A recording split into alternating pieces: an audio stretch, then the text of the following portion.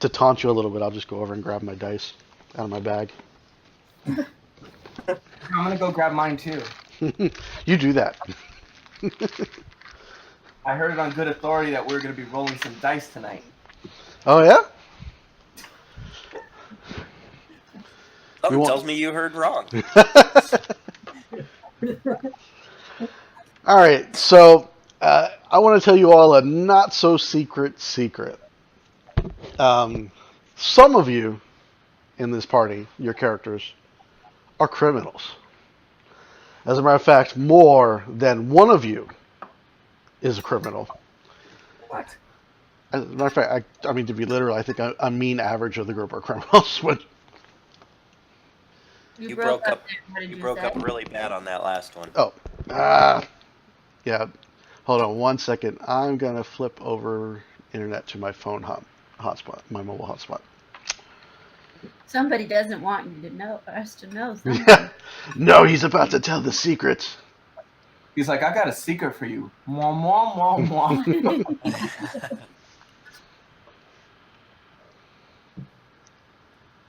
Be right I back. feel like Cypher.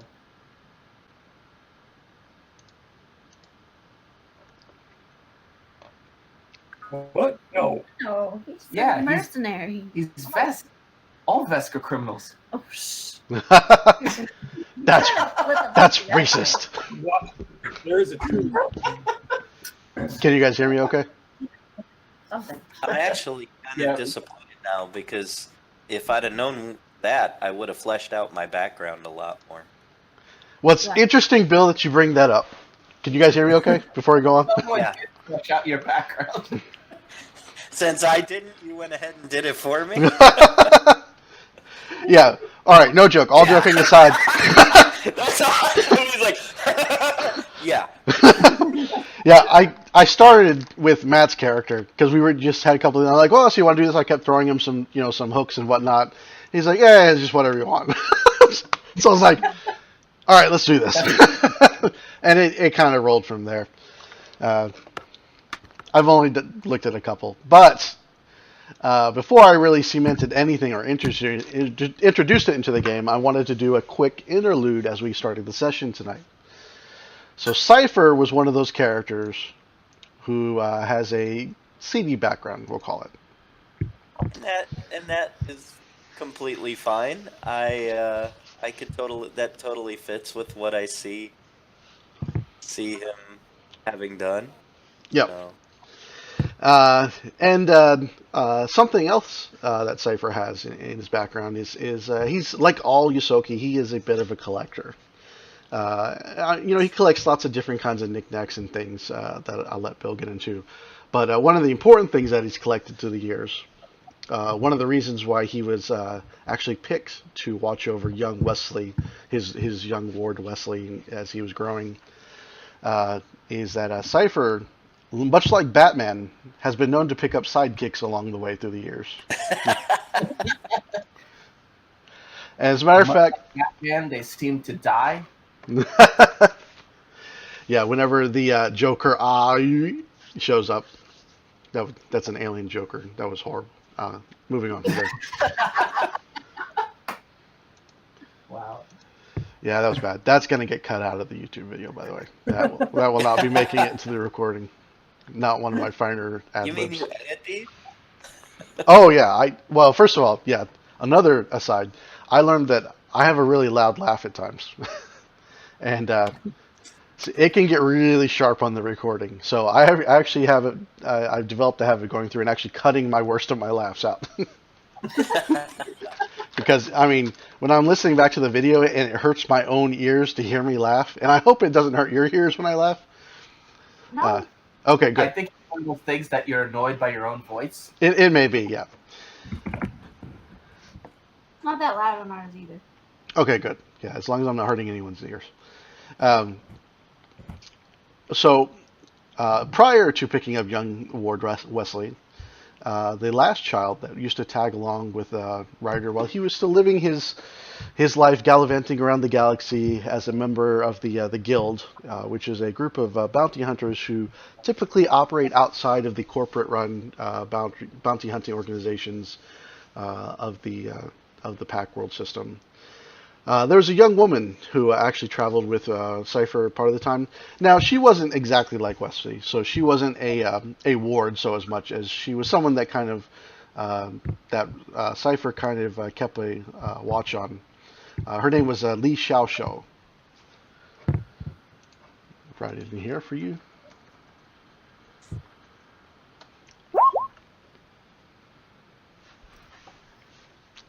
Li Xiaoshou was a promising young technician when Cypher first met her, and he quickly took her under her wing and started teaching her the ways of hacking, his particular specialty. See, I'll let Bill give you the more details here in a minute, but while Cypher is a bounty hunter, he's a very particular type of bounty hunter who has a certain specialty that I'll let him expand on. So, Bill, if you don't mind improving a little bit for us, I'd like you to tell us a short story about your time with the Guild, with young Li Xiaoshou, and one of the capers that you and the team of bounty hunters you worked with got up to before picking up Wesley and following the more prestigious life as a starfighter. Well, it's it's not something I like to talk about a lot. My past is the past, and I kind of feel like, dwelling in that doesn't really help you move forward. But I agree. So let's move on. But Lee was a good kid. She had a good head on her shoulders, and she picked things up pretty quickly. She wasn't near as annoying as Wesley is, that's for sure.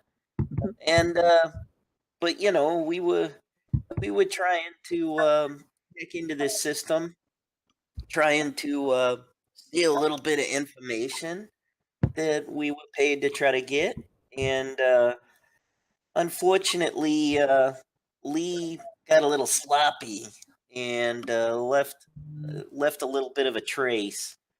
Didn't cover her tracks as well as she should have. We ended up having to disappear off the radar for a little while, and we parted ways just to make it a little more difficult for them to track us down. And I haven't seen her since. So in other words, you left her to get caught while you escaped scot-free.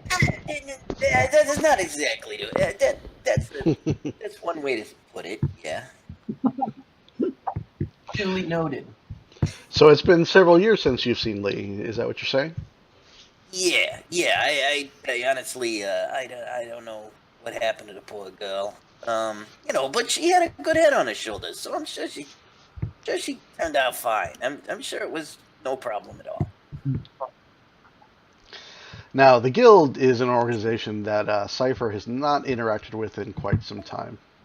As part of his position of watching over Wesley, he had to. I mean, he's still done his thing through the years, but he had to live a little more.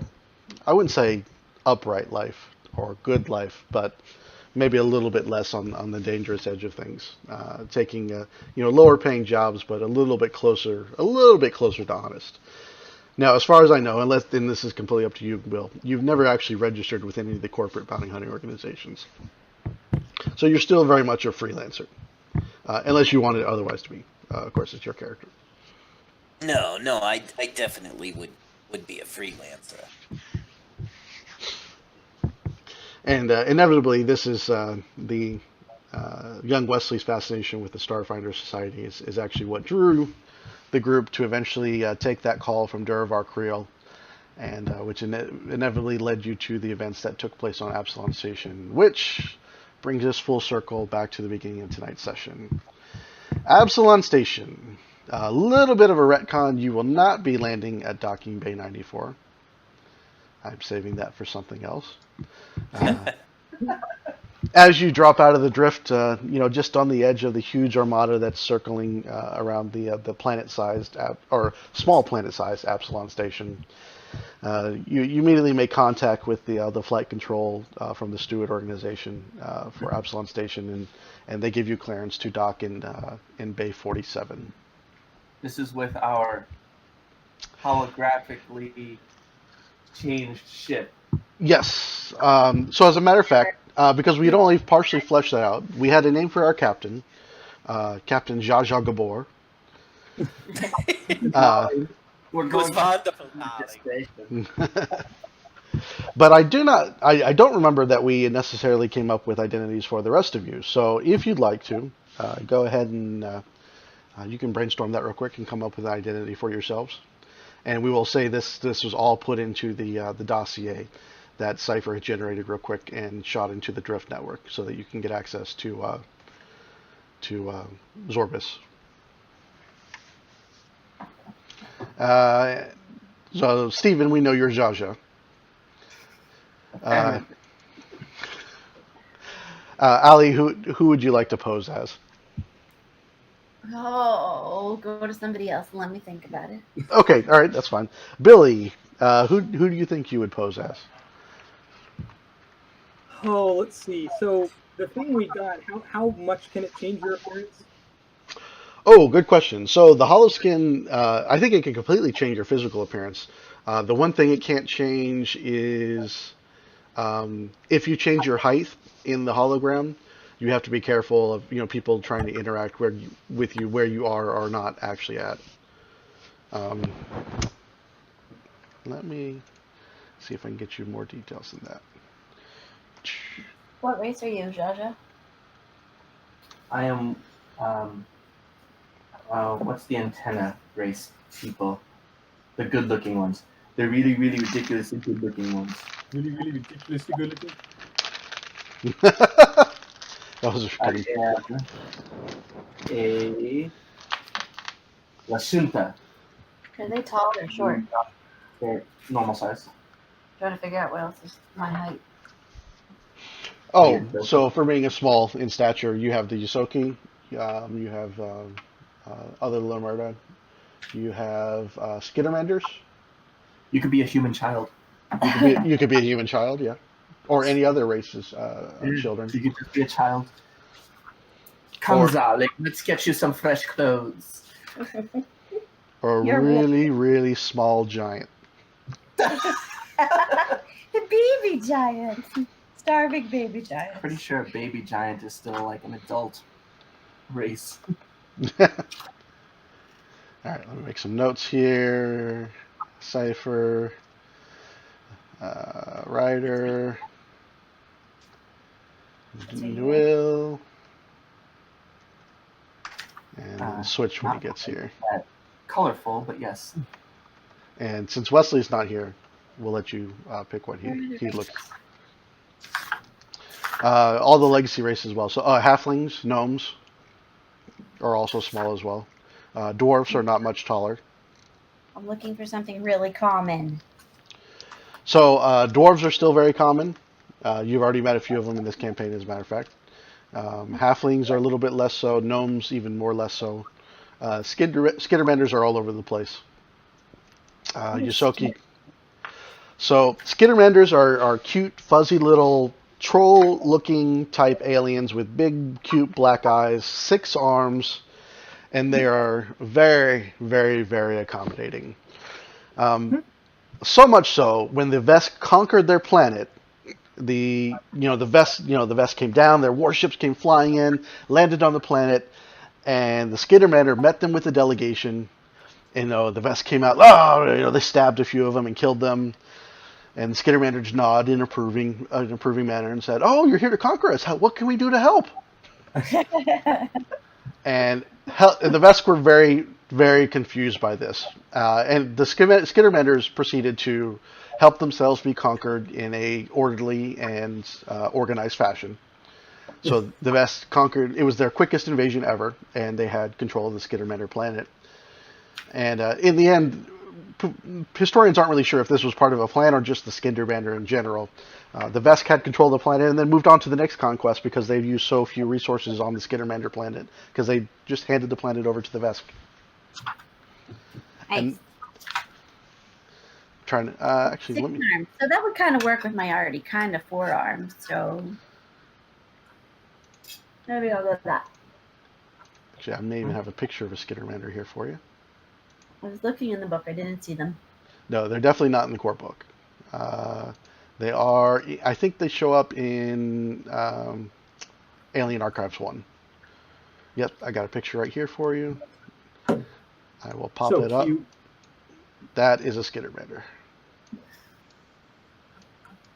Oh, So it looks like the thing from the Disney movie. Lilo and Stitch. There Yeah, you go. It looks like Stitch. yeah. Okay. So the fun neon colors come. Skittermander call them in all forms of neon. So neon blue, neon pink, neon yellow. You know, whatever kind of neon you could think of. That's the color Skittermanders come in. Okay. I would love to be a neon purple or lavender, something bright purple. Okay, That's awesome. I might be able to find That's so cute. I start rubbing her chin. you. Okay. Oh, perfect. I looked up purple Skittermander, and the pictures popped right up.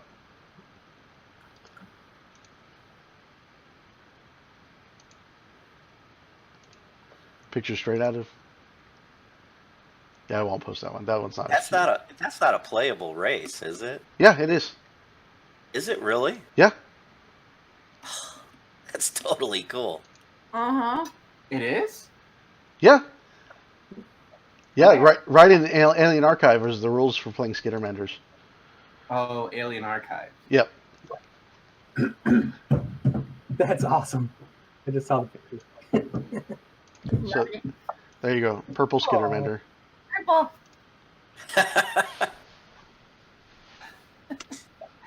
Yeah, if you want sometime, you guys are interested in a one shot. They You know, lovable. Skittermander are kind of the goblins of the Starfinder setting. I mean, Yeah. there's still goblins out there. So just like they wrote a Goblin adventure for Pathfinder, they've written a Skittermander adventure for Starfinder. You all play a Skittermander member of the crew and your ship, and go on this adventure together. Fun. That's awesome. All right, so We need to do like a Skittermander one shot. I'm down with that. I'm down. Okay, Billy, what would you like to pose as? Okay, so Drez isn't the sharpest tool in the toolbox. So he's going to be a Vesk. Okay. But instead of being Drez, he's going to be like an old grizzled, like war veteran Vesk. Oh, Draz. Drez.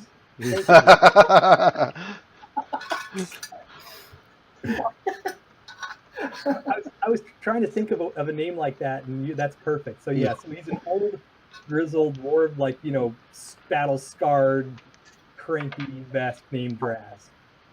All right, cool. All right, Bill, who are you disguising yourself as?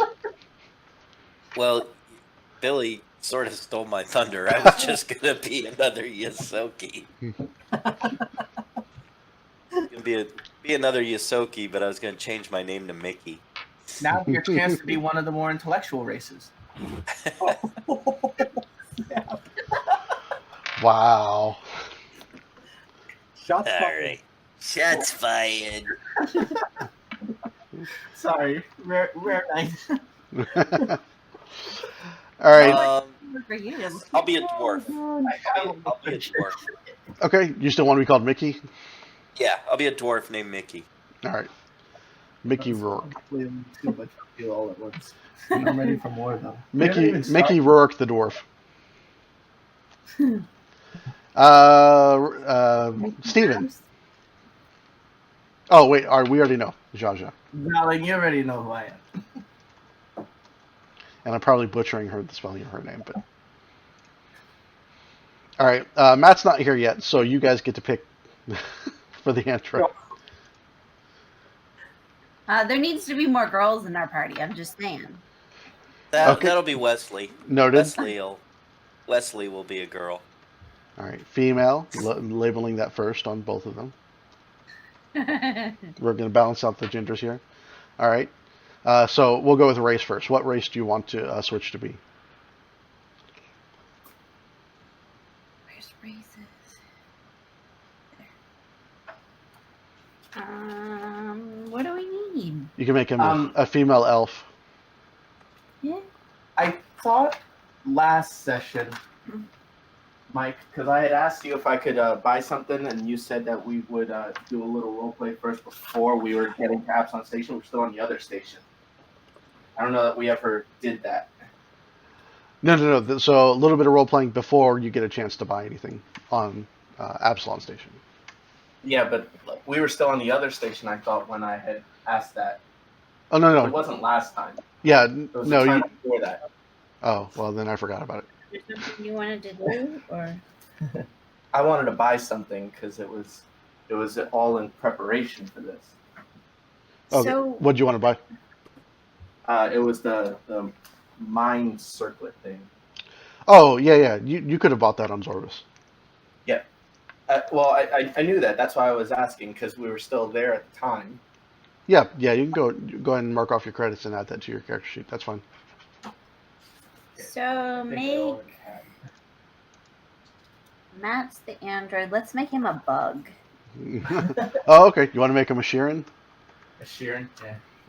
And I what love are we how doing with you're- Wesley? I love how you're like searching through and like coming up with his character. Nobody else is talking. We need something. I was talking, just not about that. Yeah. So he is a female Sheeran exotic dancer. Woo!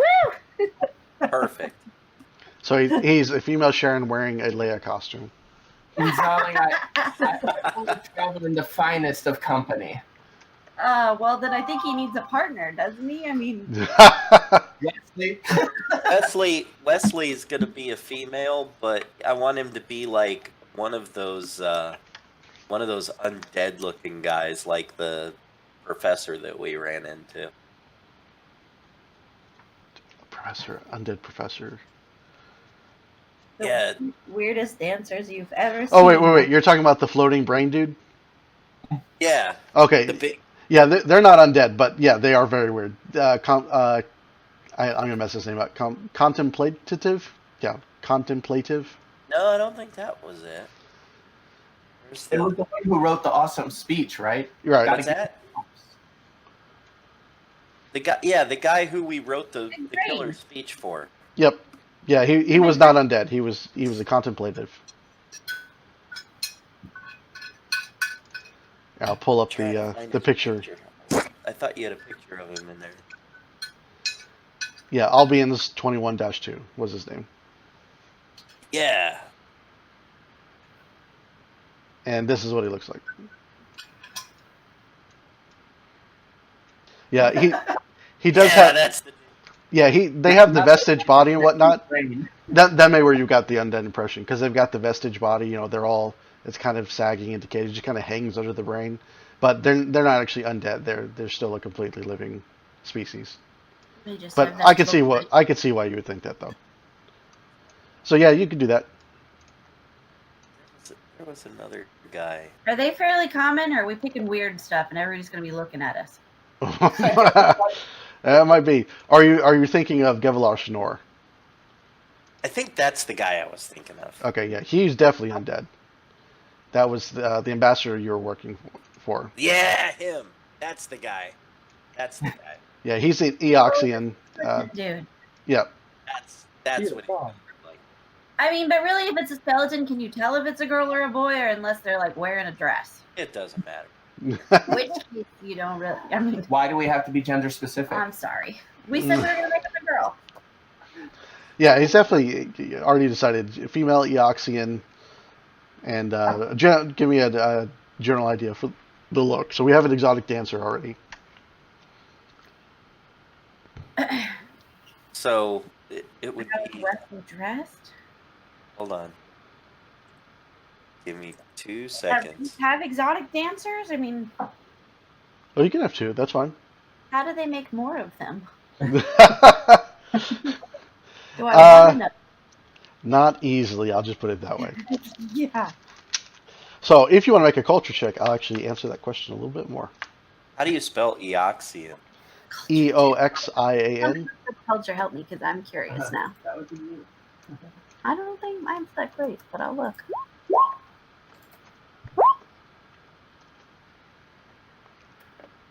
Yeah, there's not a lot of female Eoxian art out there yet.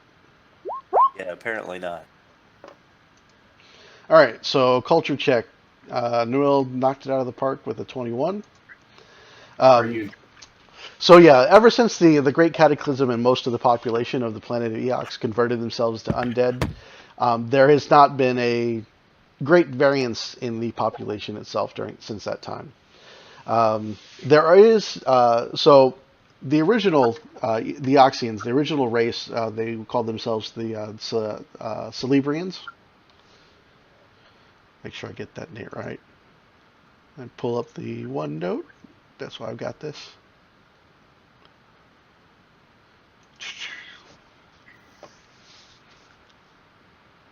OneNote, I don't know if this is going to work, but I'll give it a try. Is there a way to paste a picture in? You have to send it to me. Elebrian, I'm sorry. Elebrin. Elebrian. So the small portion of the population who chose to remain living, the Elebrians, they do continue their small parts of the planet that they live in. And, they, like any race, they continue to procreate and recreate and whatnot. And occasionally some of them do choose to be converted into undead. But most of the growing population, such that it is, actually comes from outsiders who opt to make the decision to actually convert themselves to undead for any number of reasons. An elderly man who's dying of a horrible disease decides he no longer wants to see himself withered, so he sends himself into servitude, or maybe he saved up the wealth to have himself converted into an undead ghoul, so he can live out the rest of existence not having to worry about the diseases of the living and things like that. It's not unheard of, although it's definitely not a fate that most people would find favorable. So the population of Eox has slowly been growing over time. The advantage being that they don't die off. So Just stays the same. stays the same. Yep, the Eoxians who signed the pact agreement, 200-300 years ago, are actually still the same Eoxians running around today. So maybe You mean they can't give unbirth to anything? That would be really disturbing. But would that be do they all then know each other since they've all been around for a few hundred years? So if we show up with a new one, is that going to be really conspicuous? Maybe not, considering we're still talking about millions of individuals. So. Okay. And not so much on Absalom Station. Despite being members of the Pack Worlds, their population is actually still small. So if you remember from the first adventure, the area that you visited when you went to meet with Gevalar Schnorr, like most of the undead population on Absalom Station actually lives in that one small area around them. Maybe with only a handful of outliers somewhere else on the station. So you might have a little more of an issue, but that's what the disguise checks are for. All right, brilliant. We're good. Yep. So what I need now is I need real quick, Drez, if you could tell me what your disguise score is. And I believe you get. I'll send you a couple pictures, by the way, Mike. Okay. You get a bonus from the hollow skin. What my what is? Do you have a disguise bonus? I don't normally know. Okay, no bonus, so straight roll. Okay. Did that roll? Oh, I'm rolling it here for you. It's a hidden roll. Oh. So, yeah, literally the dice you heard rolling, that's me rolling for you. Do you have a voice modulator, too? Part of our hollow skin, right? Did you get one? No, I'm asking, did you get one? Because I got one. No, yeah. So you'll definitely get a bonus to your roll. Cypher, what's your disguise score? I don't know. I haven't pulled up my character sheet yet. Character sheet. Disguise is 12. Oh, wow. Okay, so I'll get your final result here. Ryder, what's your disguise score? I get your final result right here. I've got a hollow skin and I've got a voice modulator, and my disguise without those is a +10. All right, so you're going to get a +4 for the voice modulator. So +14. Oh, that's a horrible roll. Oh, thanks. You're welcome. Noel, what's your disguise score? I don't have one. Don't forget the hollow skin. I do have that though. Well, And even by with the way, I also have a mind circlet to help with the short range telepathy that Lashuntas are supposed to have. okay, I'm not supposed to tell you these rolls, and I wasn't going to. But when I roll a crit for Allie, Woohoo! She always gets those. she didn't even have a bonus, and she's beating out some of you with huge bonuses. Roll from Matt here. Oh, Matt did almost as well, actually. I just did something good. And Wesley. What is Cinemander? You do have arms. I mean, it's just a natural. You do naturally have most of those arms. Yeah. It's Yep. easy to pull off.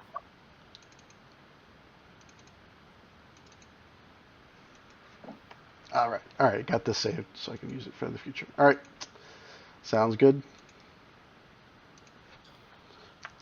You guys will hear later on what your results were. Did everyone in the video already know? No, I literally. Oh, actually, they will. Yeah, because I put it in a notepad. Ah. It's like there should be bonuses for the role play. It will be taken into account when the time comes. Because they do, if anyone is looking, they do have to make perception checks, so I will account for your skillful roleplay as it happens. So you land on docking bay 47. And let me go ahead and pull out the minis for those of you who are here. We got a Cypher. We got a Newell. We got a Rider. We've got a Switch when he gets here. And a Drez. Wesley decides to stay back on the ship because you got some upgrades to do. And he's going to overwatch those and make sure and take care of them. So when you do make it back to the Raza, it will be the tier 6 iteration. Cool. Is that supposed to be? Is that land speeder supposed to be our ship? No. That's just a land speeder. Oh. Where's my NPCs at? Oh, damn it. We just look a little different, so we're hard to find. Yeah. Totally. So I'm going to put these dudes out here. You're going to recognize the minis, but just ignore that. We're getting a little Deadlands throwback here. Oh, wait. That works. Actually, I'll use that. Kind of small.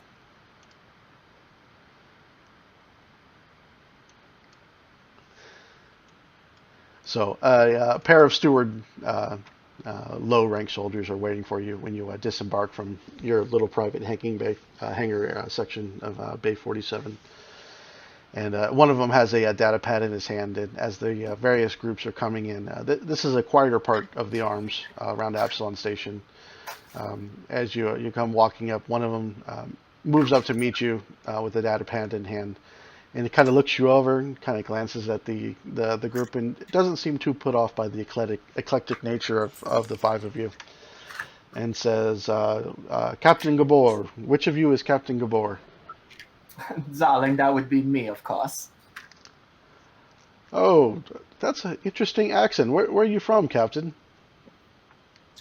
We're from the Outer Belt. I'm here on business for my husband. He's an ambassador. I have many of those, you know. Many businesses or many husbands? Yes. Yes. Oh, well, I hope your stay here at Absalom Station is fruitful. There is a docking fee that's required for anyone to make use of this section of the arms. Will you be paying that, or one of your Docking fee? Well, I put it on my husband's tab, of course. This is diplomatic business. Oh, you're under for diplomatic purposes. Do you happen to have your papers on you? I'm sure he passed them on ahead of us. Oh, what was his name again, man? He starts typing on his datapad. Like, Can I really quickly see if I can like slice in and put some credentials in for us? This will be a heck of a slice, but yeah, I'll let you try. Okay. Go, dude, go. Do I get that like super Benny for for voting today? You do. You voted. You get the Super Benny. So just so you know, what the Super Benny is during tonight's session, you can re-roll any roll that you want. So a damage roll, any D20 roll, any roll of the dice whatsoever, you can re-roll it. And when you re-roll it, you get to add a 1d6 to your result. woo! Nice. And then if by some chance that roll happens to be lower than your first one, you can keep the first one if you want. Can we use that for your rolls?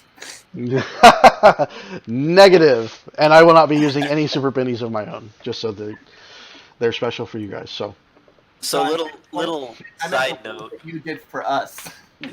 Little side note. At the Extra Life event at Butler's shop, in order to raise money, he was selling tickets for $1 a piece, and they were re-roll tickets. nice. So for $1, you could buy these tickets that would, you just turned them into your DM, and you could re-roll anytime you wanted. And there were people who were literally buying like $25, $30 worth of tickets, and then as we were playing, they would just roll and miss and throw me a ticket, and roll and miss and throw me roll and miss and throw me a ticket. Wow. And there was a guy who I killed his character with a Beholder Disintegrate Ray. Actually, first character I've ever killed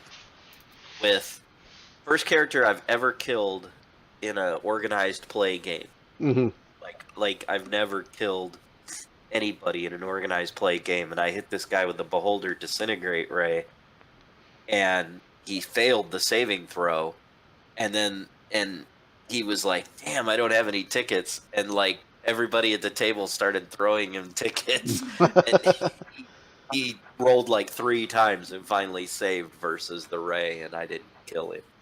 nice. I was pretty pissed. All right. For the children. Yeah, that's what they kept telling me. Every time I'm like, seriously, guys? Like, literally, I just stopped casting spells that required saving throws. Because they literally would just roll until they saved. It was pointless. It was for the children, Bill. And that's what they kept saying. But it's for the children. For the children. Like, screw the children. I want to kill somebody. Darn your charity. I will take someone out at this event. Beholder Disintegrate Ray, man. If I can't kill somebody with a Disintegrate Ray. Alright. Computers check to slice in and put some credentials in. So I assume, because, oh, damn. Oh, God. Boom! Good night! I'm out of here. Good night. You know what's great All right. is like while the guy's trying to look up the credentials, Cypher goes into this reminiscing of a time long ago. Meanwhile, he's like typing it on his pad. All right, well, this is what I was going to say. I'm Mic like, drop. this is going to be a difficult slice. It'd probably be opportune for our smart idea for you to just slice the datapad in his hand.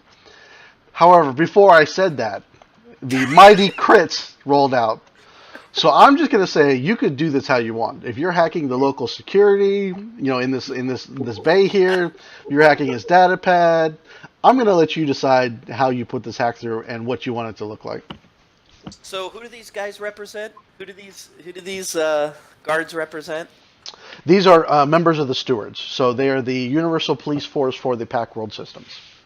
So do I get in really quick and hack into the stewards system, and I put in an all points memo that Ambassador Gabor and her crew will be arriving today, and any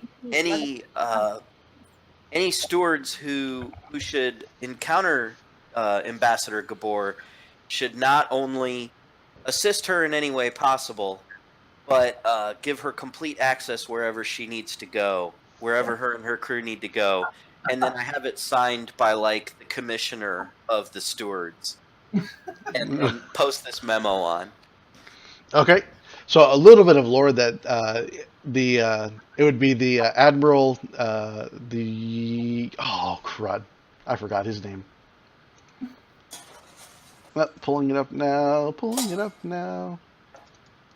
Until the admiral sees his own. All right. post. He's like, oh, she must be very important. I sent out this memo and I forgot all about it.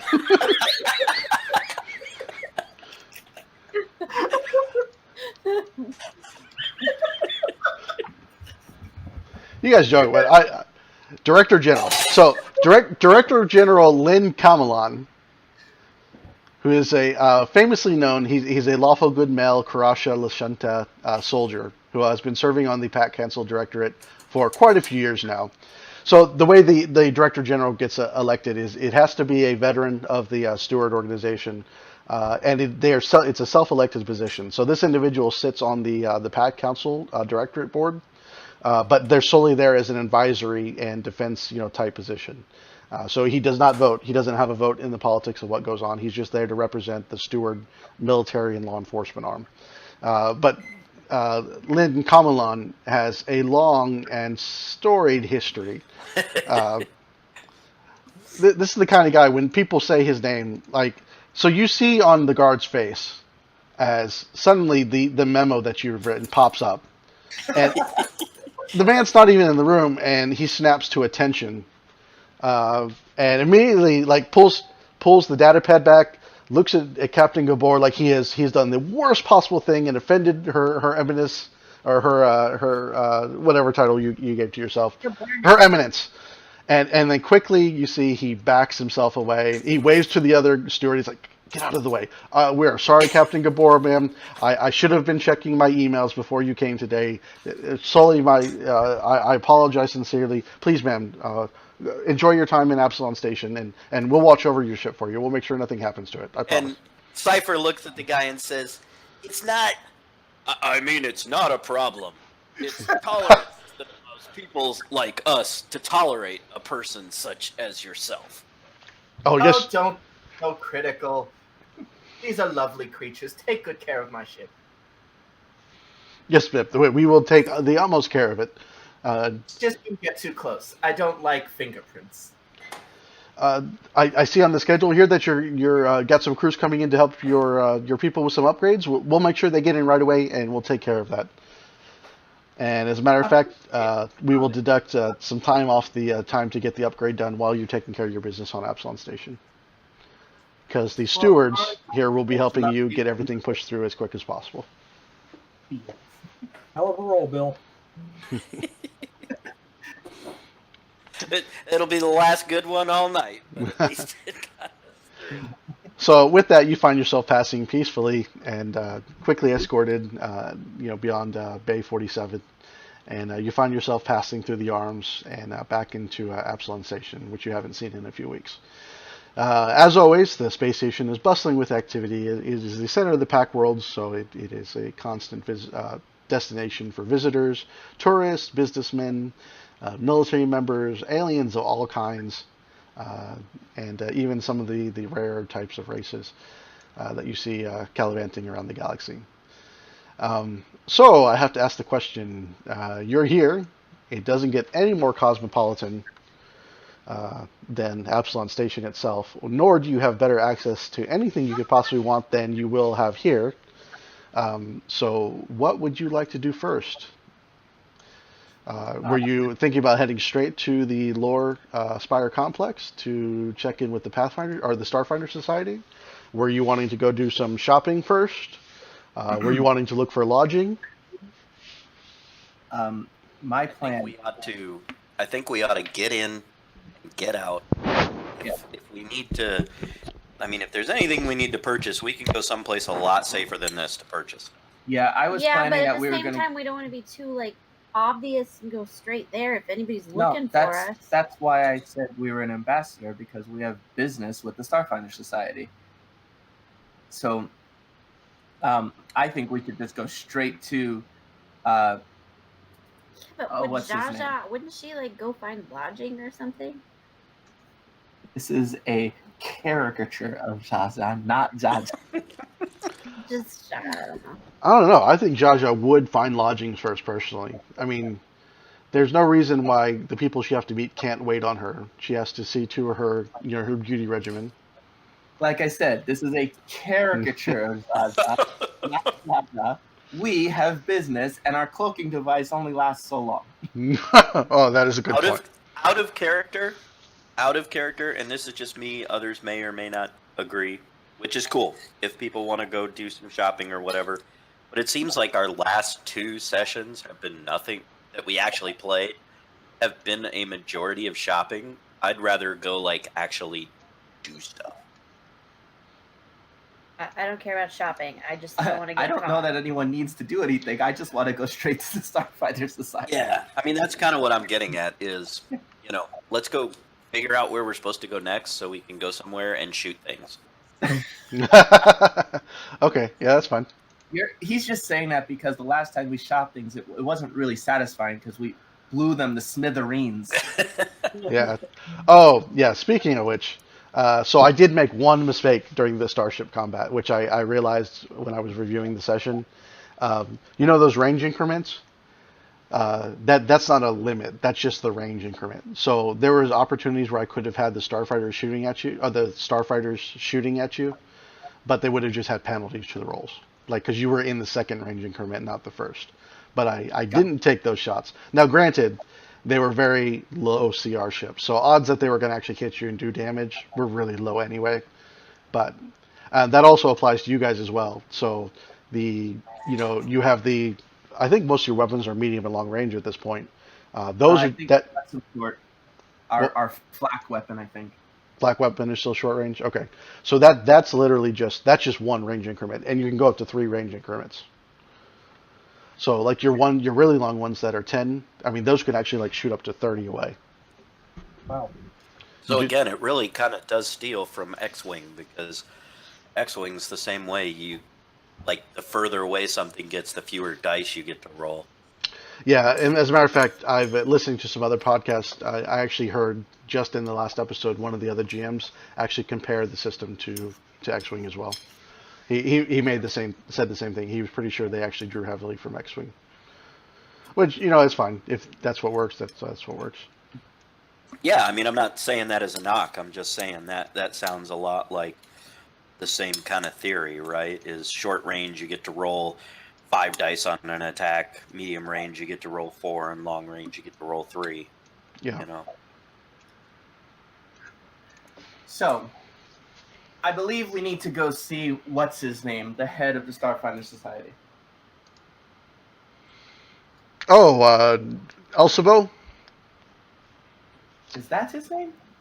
No. Oh, you're speaking of your contact, Chiskis? Chiskis. Yes. Yeah, Chiskis is your contact, your handler you've been working with so far, but he's definitely not the head of the Starfinder Society. Not the head. I believe the leader of the Starfinder Society, I believe her name is Elsabo Iwo. And as far as you can recall, you've never actually met with her. Actually, no, not true.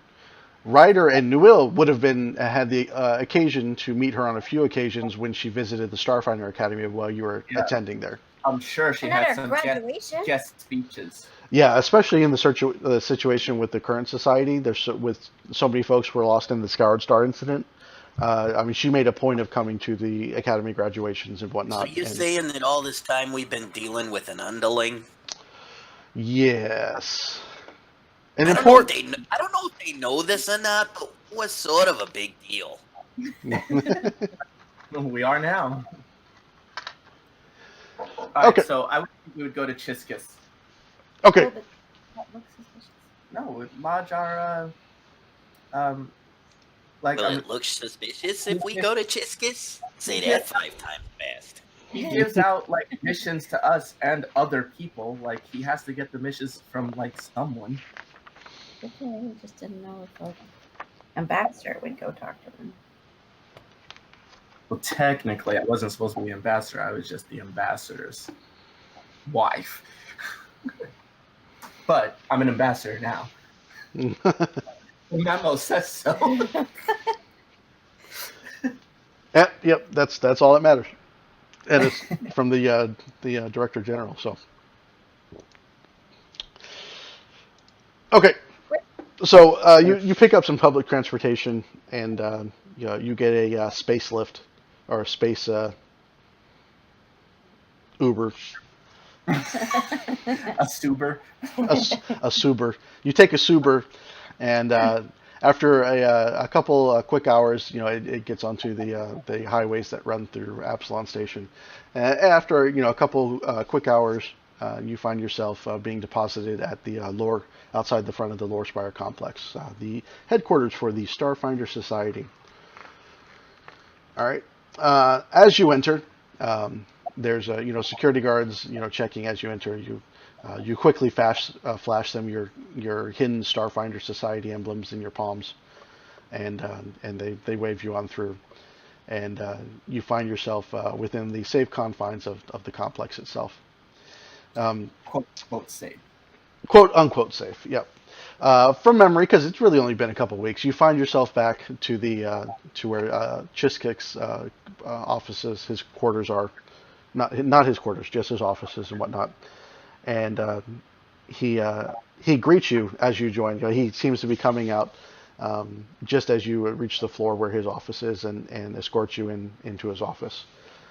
And he stops for a moment and looks at all of you and looks all of you up and down, and says, "They must tell you honestly, if they hadn't received the transmission from Cypher about the identity you were going to have, they would not have recognized you at all." Oh, you're so sweet. Aren't you kind? We had the best training. I mean, aren't you kind? We've had the best training here. That you have. They have been reviewing the notes on your mission, and they have realized we have lost contact with you since you left Castrovel. We have no account for your time since you left for the Diaspora. Would you care to give them an update on your progress? And relax as well. He locks the door so no one can come and interrupt you, and says, "Do you wish to for any refreshments? They can send out for them immediately." I'm good. Very good. So please brief them on the. Have you learned anything more about the drift rock or the strange runes that you found there and on the planet Castrovel? Oh boy! So now we'll launch into it. So we went to Castrovel, and why am I the one that has to remember this? We went to Castrovel, and You're the face of the party. and ended up going on a journey into the. I thought he said since Castrovel. He heard everything that happened in Castrovel, right? Yeah, you did send an encrypted message when you left Castrovel, so he knows everything up to that point. We went out into the pirate space area. And we happened to land on this asteroid. And we landed on this asteroid. You were in free captain territory? Yes, because there was a message that was sent out there, and I'm pretty sure we told you that we were trying to track where it went. Oh, yes. I also pointed you in that area as well. My apologies. Yeah, that worked out really well for us. Would you care for some refreshments? They need a drink as well. They will order drinks right now. Minus the fact that we had to fight, I guess if you call them fights, a few ships while we were out there. We landed on this asteroid and found out that there was a compound there with the, these were like the blood people, Well, right? first we had to fight the winged thing with our 10 hats. Yes, but he doesn't need all the details. You fought a winged thing with a tin hat? No, we had the 10 hats. Oh, you had the tin hats. Okay. Believe it or not, we haven't been drinking yet. Go on. I'm enjoying the. They are enjoying this tale. We have been drinking. What was the name of the thing? I don't remember. Scroll back. You're the life science officer. You're supposed to remember these things. I don't remember anybody's name. Where do you think Darling? I think in the beast area. Did I actually share them with you? You know, I may start sharing these with you as you roll your checks. So the Screeling and the Scree Shire. There. Shire. Actually, I'll share this because I know you've seen this as well. These are what Produce my stylist tin hat out and go, these work like a charm. That is very interesting. Or I guess I should say like an anti-charm. He looks at all of them and he says, Star Crusher Industries? They have never heard of this company. No, you will be soon. Yeah, most people haven't. He's a legend in his own mind. They understand. And to all those that he's helped kill. Oh, wait. Anyway, so we made it out there, and We found a base where the people who follow the pain check. Cult of the Devourer. Yep. Cult of the Devourer. If you need it, just to help out. Where's it at? If you go to the OneNote to story, I've got the little bit of stuff there if it helps you with prompts and whatnot. I believe you're talking about events from session 16, 17, and 18. Are you going there? Yeah, he's just got all these things he's popped up on my screen. Oh, I'm sorry. I forgot they pop up when I share them with you. Although I guess I did hit show to players, so I should have realized they were actually popping up. You have to go to the OneNote on that because This? yeah, you've got my shortcuts. I don't have them on this computer, so it should be up there.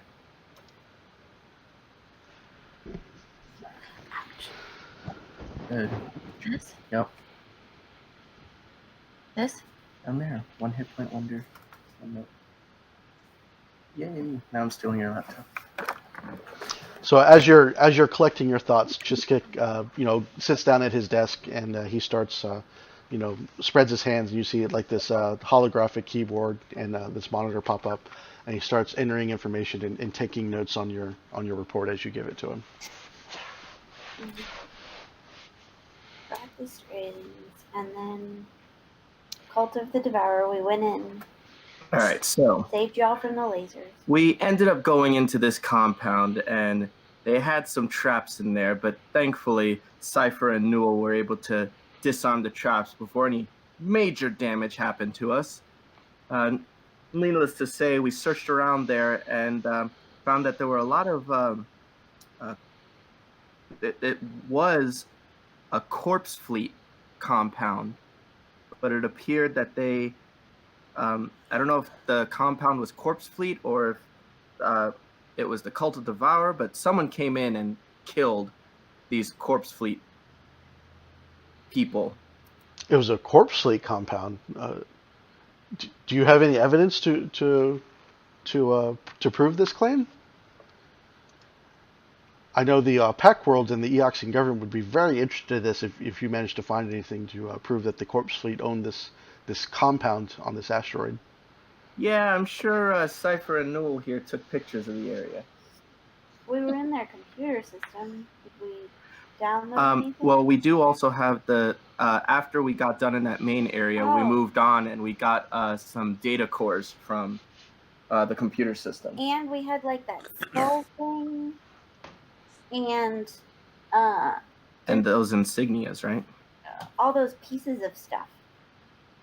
Oh, No, do that's you- the necro. You're talking about the necro appendages and stuff. the necrographs, yeah. Yeah, those are for us to actually use. Like those Got are it. Never mind.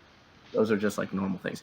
But the system and the data core, and that's actually why we're here, because we have these data cores that have these riddles and such on it, and we're trying to find out more information about them.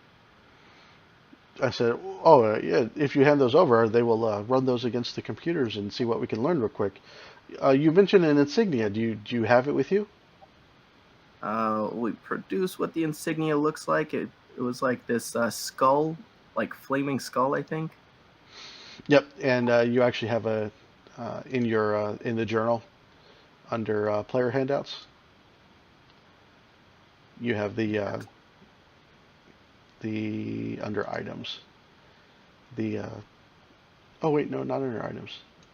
It's in that note. Oh, you actually navigated to it from, so you weren't on the Starfinder game anymore. There we go. Where'd it go? It disappeared. Oh, Corpse Fleet Insignia. Yeah, the flaming skull thing. Yep, Flaming Skull thing. You are correct. So, did you actually bring it with you from the Raza, or do you think you would have left it there? Probably would have left it there because I don't think we would be carrying around a flaming skull. Is it an insignia or this actual skull from the weird thing? What are we talking about? So this one actually is just an insignia. So it's like small insignia. Yeah, I would have had that just in a pack. Okay. Yeah, you also had the skull thing as well, but yeah, that one was a necrograph. So I don't think we would have brought that. okay. So I will also mention, in case it wasn't clear in the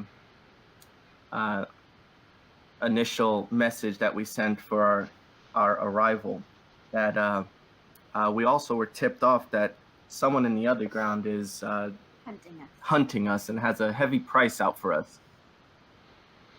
Are you talking about a bounty? Yes. He kind of stops typing and says, "Well, may I see the insignia? And I'll look into this bounty problem as well. One moment." And he, while he waits for you to present the insignia, if you choose to do so, he starts typing away and rubs his little insect-like hands and kind of strokes the end of his insect chin.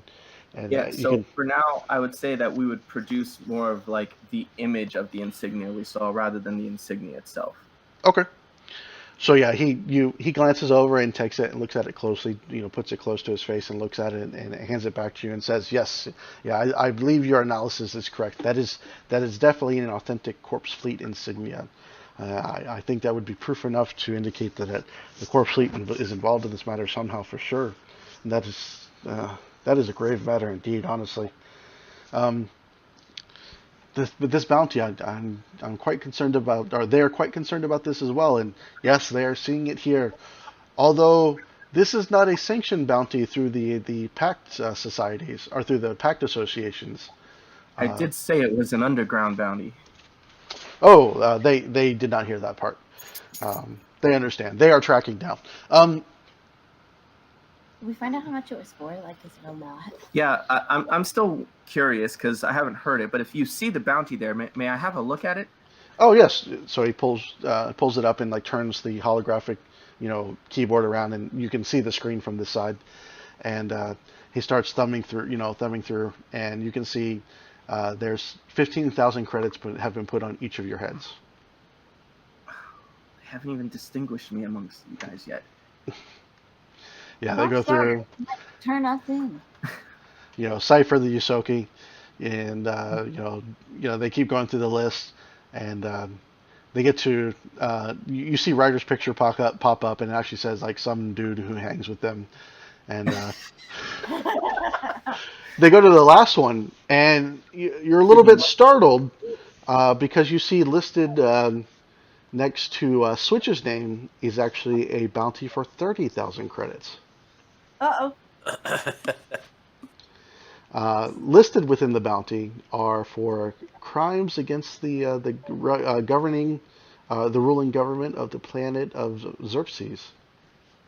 Xerxes. Oh wait, I think I got the name of that planet wrong. I said it wrong last time too.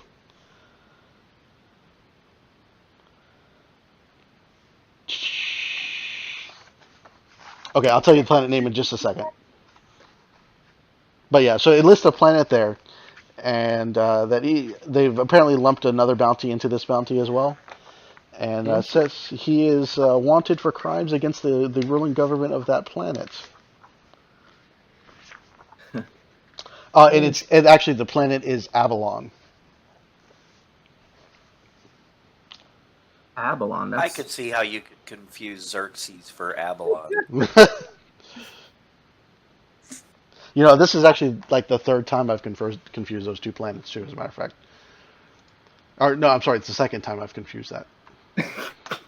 Maybe it was the fourth. Maybe it's the fourth. I don't know. We'll figure it out. It's all in the video somewhere. So Abalon is definitely one of the pack worlds. Although you know, It sounded familiar. yep. Although it's yeah, it is a full member of the pack worlds. It is nicknamed the Forge. It's actually a fairly drab world of dusty craters, gray deserts, and sharp edge mountains. And the native life on Abalon isn't biological at all. It's actually more mechanical in nature, very Cybertronian in nature.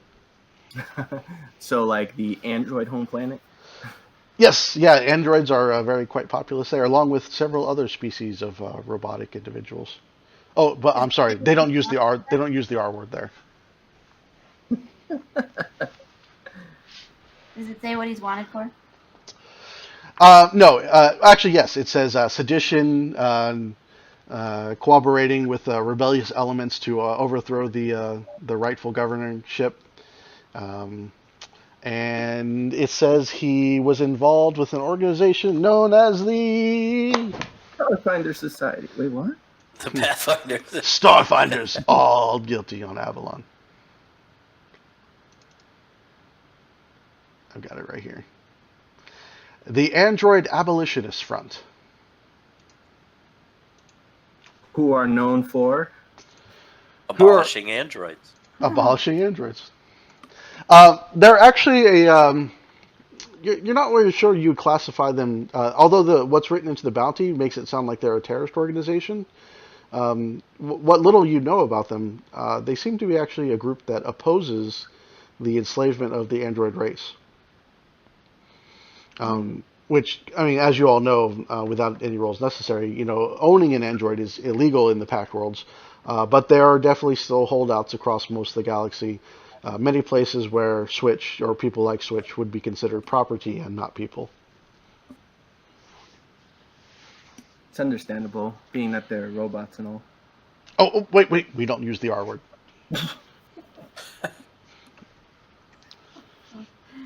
Okay. So now what? I would Okay. like to see if maybe Cypher can have some time with the data Fancy core computer? thing. Yeah, the fancy thing. Or if they have any news from us on what they were studying while we were gone. Now you're gonna make Mike look in his notes. Wait, we were studying something? We were studying something? What? They were working all those ruins and. You know, well, I'm. Oh, you mean on Castrovel? Yes.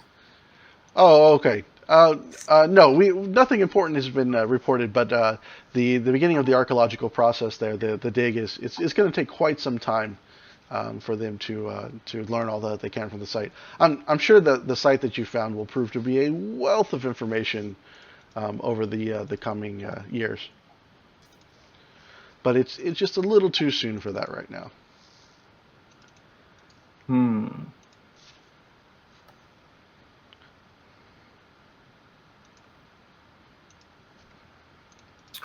Well, do you think that we might be able to have some time with the main computer? Oh yes, I'm sure we can. Computer, like a data cube or something. Yep, I'm sure we can secure some time with you for the archives. I mean, you have earned quite a name for yourself since you've joined the society in the few short weeks. I don't think it'd be hard to get approval for that at all. Can we maybe get approval for that on an expedited scale? We're kind of on a timetable here. I can understand looking at this bounty. So, but there's still more to your story. You said you found some data modules? Yes. I believe Cypher, Somebody you was have sending a these? message, but we didn't. Actually, I gotta step away for a second. I'll be back in a minute. Okay. Well then, I think his sidekick Newell. I know you're nobody's sidekick. Yeah, I can. Are we passing them over? Are you saying you haven't made copies? You always make copies of Okay, data. I'm sure. We just double checking that Cypher's made some copies, and then I'll give them a copy.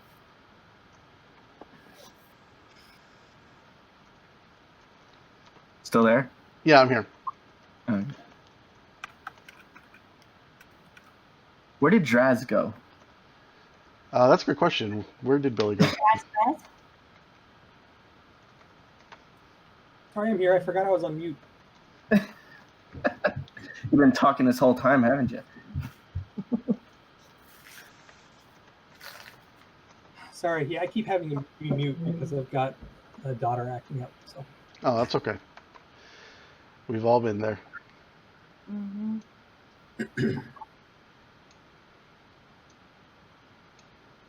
All right, so if we give them copies of the data things that we got. Yeah, so you hand over the 3 modules and he plugs into your system. You've already done the hack on him, so he's able to quickly get in and review the information. He listens to them, to each of them in turn, and actually, he reads through all of them in turn, and then listens to the visual audio message of the prophetess that you had actually uncovered before, whose name was Diara, and he's rubbing his antenna and his chin, studiously as he's going through all of them. He's like, well, I think, first of all, what you stumbled on was that not actually a site owned by the Corpse Fleet. Although I am 100% certain you are correct, they definitely showed up there. I think this site actually belonged to the Cult of the Devourer. At least that's what these modules would indicate to me. Other way around. The Corpse Fleet was there to try to get something. Yes, yeah, they were definitely looking for something there, and I think that's definitely dangerous information. And you said the ships that attacked you, there were ships that were attacked you. Did you note the make and model of those ships? Were they pirates? That is a good question. We thought they were bounty believe- hunters. We knew what they were. I believe that Newell was the one that scanned those ships from afar. Yeah. Newell?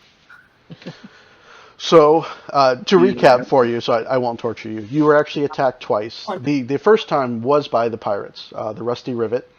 Yeah, because they directed us to the asteroid. Correct. And we let them go. Yep. With the You're right. mentality that we were bigger and badder and don't bother us again and spread the word. Yep. The second time was after you were leaving the asteroid and you were attacked by 2 necrogliders. Necrogliders, that's what they Which are fighters that are typically associated with the Corpse Fleet Navy. More evidence. Yeah, We didn't keep them alive though. I'm, or they're very concerned why the Corpse Fleet would be working so hard to eliminate you. His antenna kind of fold over pensively as he thinks about it. What was it? We are concerned too. I mean, obviously we know about their involvement, and they're trying to hush that up.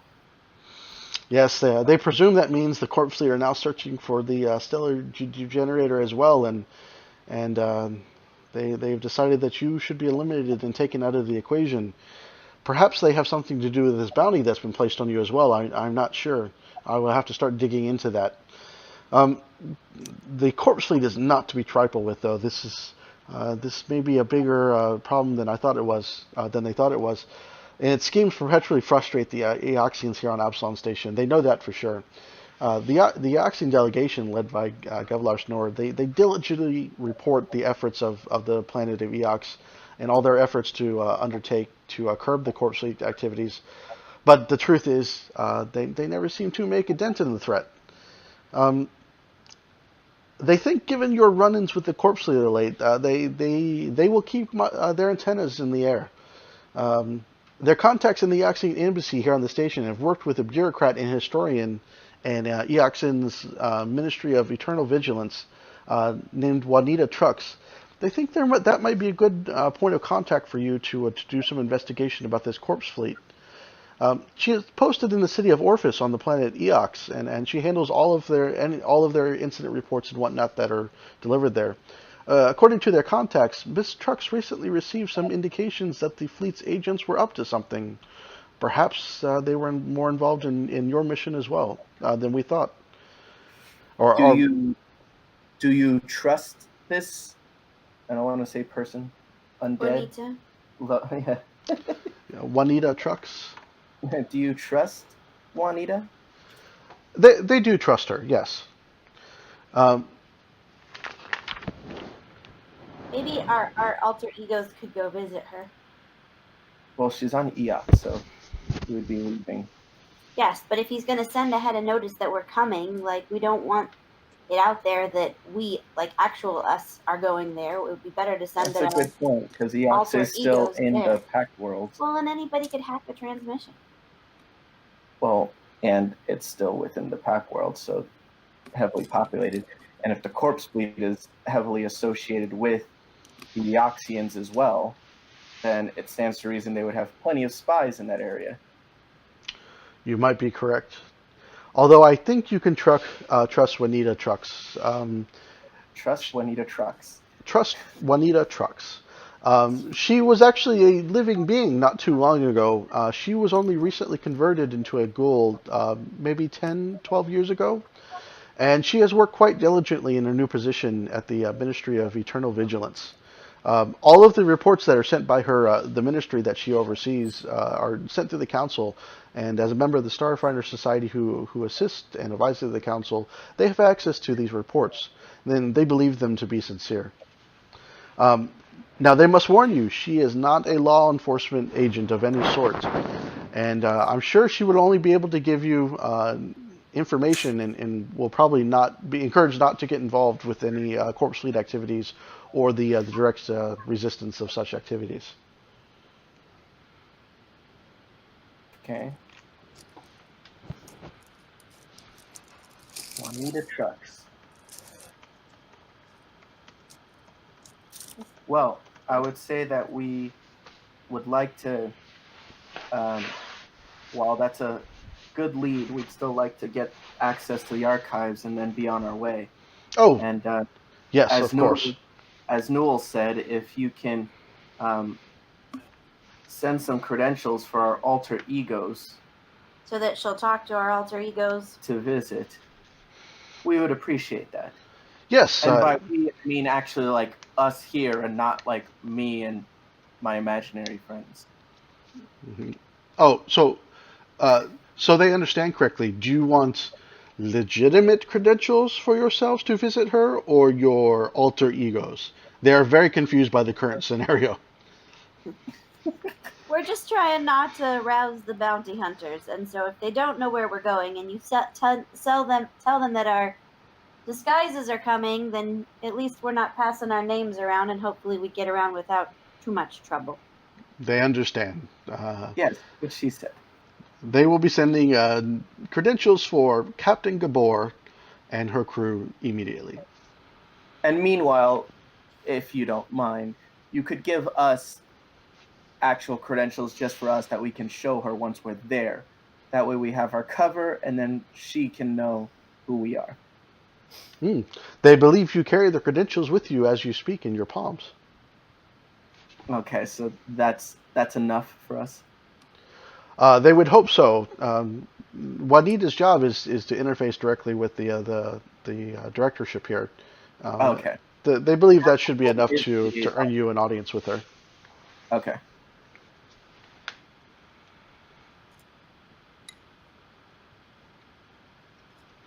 Okay. Got it. Do you have any other questions for them? Or would you like to access the archives now? Would like to head over to the archives. Okay. Unless anybody, it's just us and Billy right now, right? Billy, you have any questions? His name is Draz. Sorry, Draz. Draz. Draz. He knows Draz. who we are. He's Draz now. Yeah, Draz completely ignores you till you actually say the right name, Draz. Draz. What? Stop Who are it. you by right now? No questions, but I can tell you some stories of fights back in the day that'd curl your toes. My toes don't curl. Do yours curl? Do Vesk toes curl?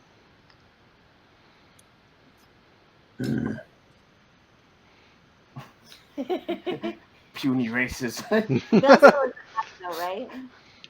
What's that? Yeah. Oh, Oh, you're you're back. back. You're back. Okay. Yes, I am back. Do you have any questions before we go to the archives? Nah, I think I'm good. Okay. So super We short heard recount. About So Chiskus has given you a contact in the name of Juanita Trucks, who is the director for or she's the agent who works oversees the Ministry of Eternal Vigilance on the planet Eox, which She's is where. she's the liaison for Starfinders is also. Yep. Gotcha. So any and all corpse fleet activity is supposed to be reported directly through her, and then she's the one who files the reports that get sent to the stewards at the directorship and everyone else. So she is a good source of information, although Chiskus did highlight that she is not a law enforcement agent of any sort, so she would be And what discouraged. kind of information are we supposed to get from her? about the corpse fleet. Ah, gotcha. Okay. With that, Chiskus actually escorts you down to the archives and ushers you through and gets you into the system as quickly as possible. So you can start looking for information. So what kind of queries are you looking to make? Any information on why the corpse fleet would be I was like, interested in the cult of the Devourer, or anything? This that, is definitely your areas. well, you can ask questions. Okay. I know, but I had to talk to the guy. So go ahead and give me a computers check to formulate a good query in that particular area. Now, do you want an actual SQL select statement? Because I can do that. Yes, please. Yeah, this roll is not going to count unless you do that. Bonus points, right? What is it? It's not calling. It's new dash item. It's been a while. All right, let's see which computer geek can type the formula first. Steven will definitely beat me. My SQL is weak. I won't lie.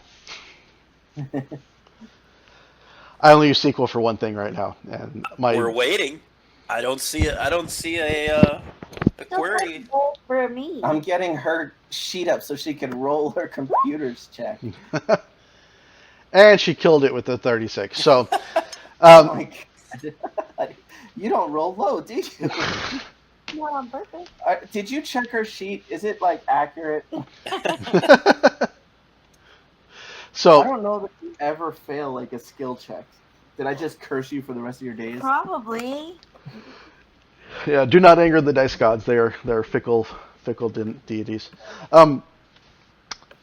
So you do some some quick queries and whatnot, and you don't get a whole lot of associations between the corpse fleet and the cult of the devourer. They typically, I mean, their aims, their political alignments are definitely not in alignment whatsoever. The cult of the devourer is devoted to the complete destruction and utter annihilation of all existence, living and unliving. The corpse fleet are merely antagonists to the Pack Worlds because they did not agree with the conditions that were placed on planet Eox. And a great number of the admirals who led the former navy of the planet Eox did not think that the planet should have been signing the pact agreement that formed the Pack Worlds originally. And that's actually what caused them to go rogue. So while the diplomats were in the in the state houses reviewing the details and signing the Pact World agreement, and Eox being the first world that actually signed that agreement to demonstrate their good faith to the rest of the Pack Worlds, the Eox fleet was going rogue and actually pulling chocks and heading out into deep space. And almost as a whole, like 95% of the Navy just disappeared within the matter of a few short hours. This has been a matter of concern because the corpse fleet was actually one of the most powerful, if not the most powerful, naval force in all of the Pack World system. And this giant navy completely disappeared, and so they've been antagonistic to the rest of the Pack Worlds, excluding Eox, ever since then. So you really don't see a whole lot of alignment between the corpse fleet and the cult of the devourer. As a matter of fact, the few reports you do find are things like, the corpse fleet, some, actually, I can't think of any scenario where you would find. So this incident where they've come together on the asteroid you're on, may be one of the very first times the cults have ever interacted. The planet Eox itself is one of the few places that the cult has never really gotten a toehold. And when they're all about undeath and existing forever, it's very hard to find individuals who can be flipped from that and turned towards complete annihilation of everything. When longevity is the key to their existence. So maybe they weren't working together. Maybe they were working against each other, and we just happened to get caught in a crossfire. Maybe we should look up some more information on the cult of the Devourer and their god, or that Chica person. Nyara, yep. Can you spell that? Nyara. What was that? Nyara. Nyara. Yep. And Can you put the Google And Hangout there? they were the cult of the Devourer. Yep. So she has been a member of the cult There we go. from a couple hundred years ago.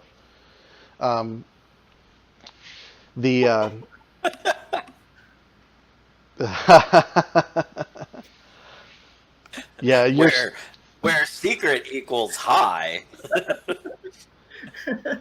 yeah, your sequel foo is much stronger than mine.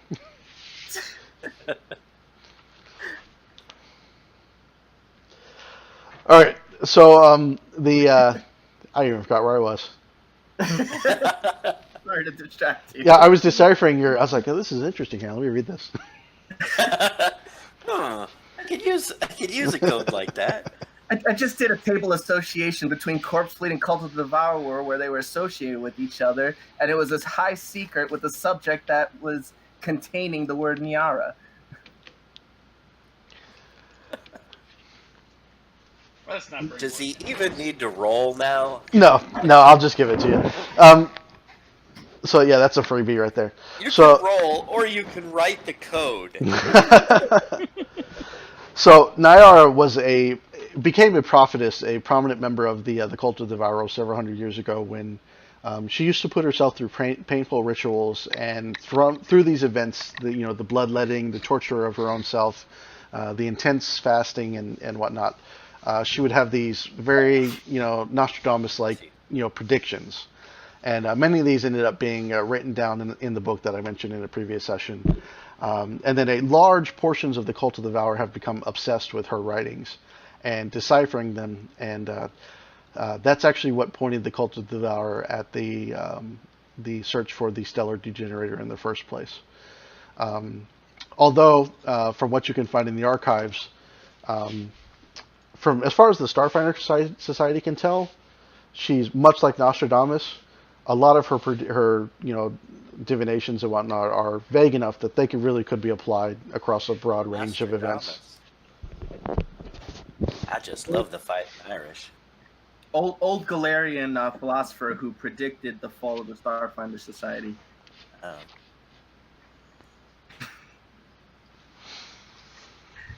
Yep. So the society's never put much stock in their words. They think of it more as just justification that madmen use for their mad activities. It But- helped them find the ruins, and then, or maybe not. I don't know. Okay, so we don't see anything on any new activity about them, by them, or Do I need to do another search?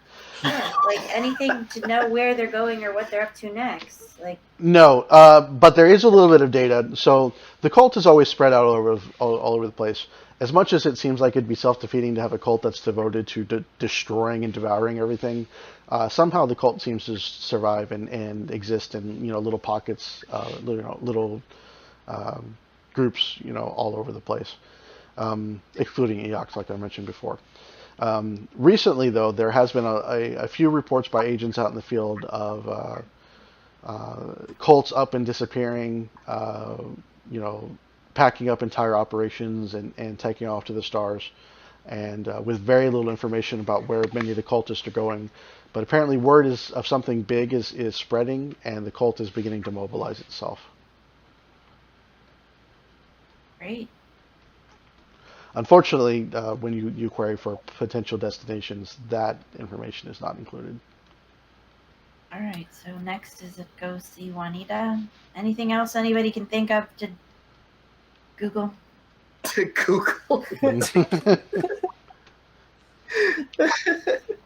I just want to see more codes. So let's come up with something.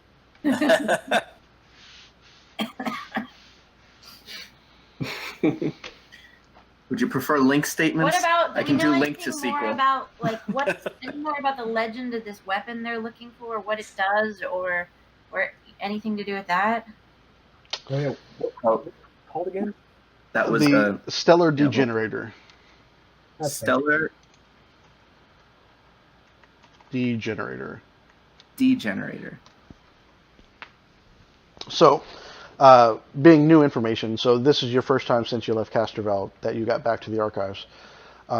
So you do find a couple references, very obscure references to a stellar degenerator, and you keep finding it associated words like with ancient, weapon of mass destruction, star killer, weapon.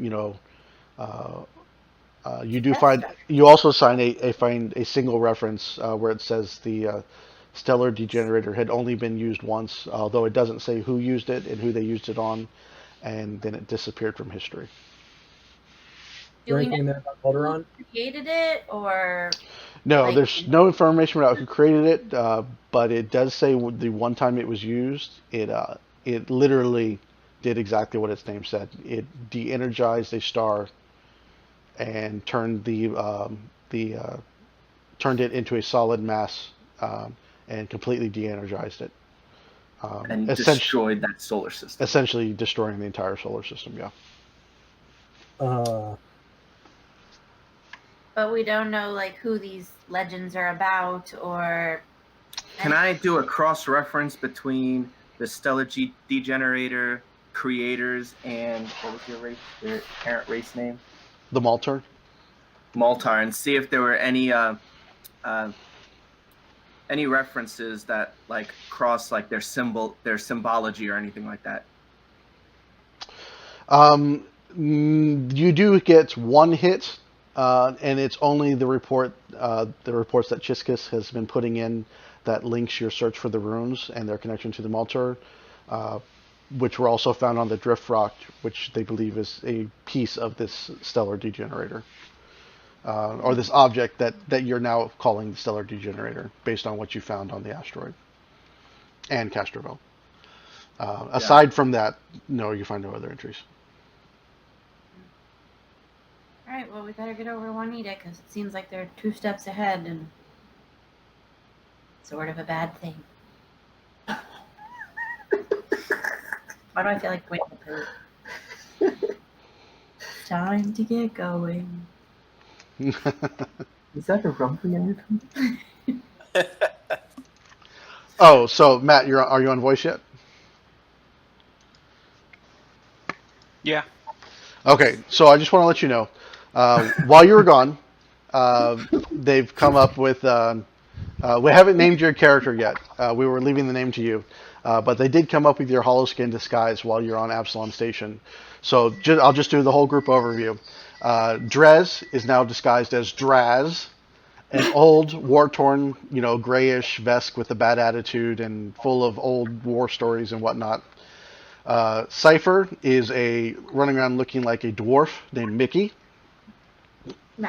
Mickey Mouse. Steven is playing the illustrious emissary Zsa Zsa Gabor, who apparently is a very important person, according to the stewards, and you've been getting premier service, as far as your access to Absalom Station and whatnot. Due to it, makes you think so.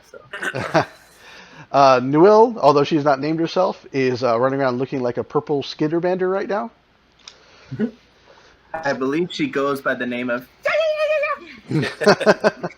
Goes by the name of Stitch? Wesley is disguised as a female Eoxian diplomat. And Switch Whether he realizes it or not, because he hasn't looked at himself, he's disguised as a female Sheeran exotic dancer wearing a Leia costume. Really? You got to be on time, man. Gotta be on time. Don't play during marching band season. Isn't that all the time? One more week. They go to Grand Nationals this weekend, right?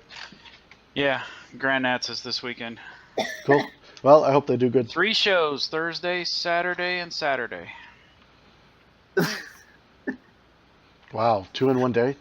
Not Yeah, Thursday, it's semifinals is prelims are on Thursday, semifinals are on early Saturday, and finals are Saturday night.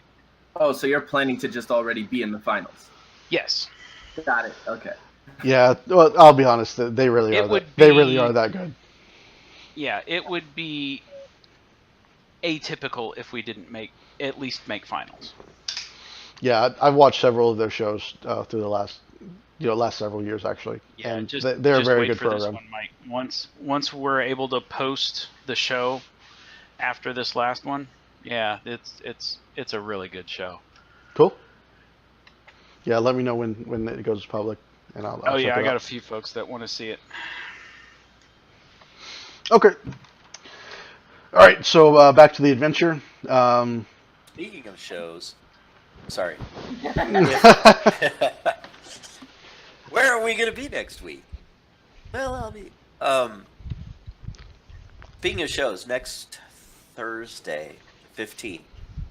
If you're not busy that evening and you want to check out Matthew's band, they'll be playing at Allie's Ale House, which is in the Pinheads in Fishers. Cool. Their band will be playing Thursday night. So it's like bowling night then. What's that? So it's bowling night. We need to just go out and go bowling and listen to his band and have a beer. Actually, from what I understand, this Allie's Ale House is like next to the bowling alley. It's in the same building, but it's not in the bowling area. It's actually gotcha.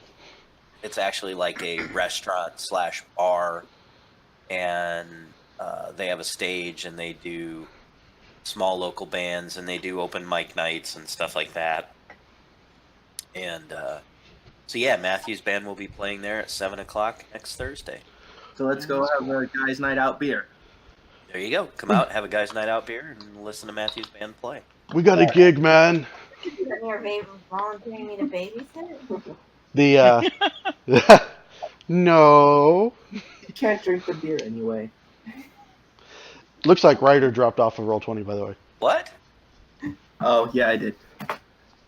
'Cause we were just using the laptop Allie was using. Hold on, wait a minute. Back the truck up. Beep beep. Allie, What did you just say? Allie can't drink beer. Steven. About what? Allie said something about going and having a beer, and you said you can't drink the beer anyway? I'm currently gluten free. Oh, yeah, that'll do Wow, it. that is not what I thought. A pastry chef can be gluten free. That makes a whole lot of sense. No, I think he was thinking you couldn't drink. Oh no, I can drink just fine. So other news. Yeah, you I could drink like a fish. usually. Like 2 shots of Amaro this morning before we started playing. Good morning. This is Well, evening. I mean, just before. Right. Usually I can't drink is followed by because I don't want to drink for 2. Yeah. No. No Okay. news like that. Okay, Carry on. all right. Shock. Well, then that won't put a crimp in our Drunk Dungeons and Dragons game plan. Because he wants you to go to that. Because I can have all the tequila I want. Ah, the tequila. Not all the tequila. I'll fight you for some of it. You don't like tequila, Billy? I love tequila. Yeah, I love tequila. Tequila and rum. One of these days, I'll let you guys have some good tequila. Tequila and rum. Those are the 2 things I drink. I think I we're like- quite a bit of both of those right now. I like both. What the hell? I'm a whiskey. I do like tequila, but I'm really more of a whiskey guy in general. So Yep. Same here. Getting a little low on the whiskey right now. Okay. Sorry, I was just thinking about my whiskey sitting on my shelf an hour away from here over in If I Plainfield. get permission from Allie, maybe I can bring some tequila this Saturday. Depends on which one it is. I was thinking a sampling of all. Without me? You just have to promise not to drink it all, or she'll be Storm, pissed at me. no Skittles. That's a really hard promise to make.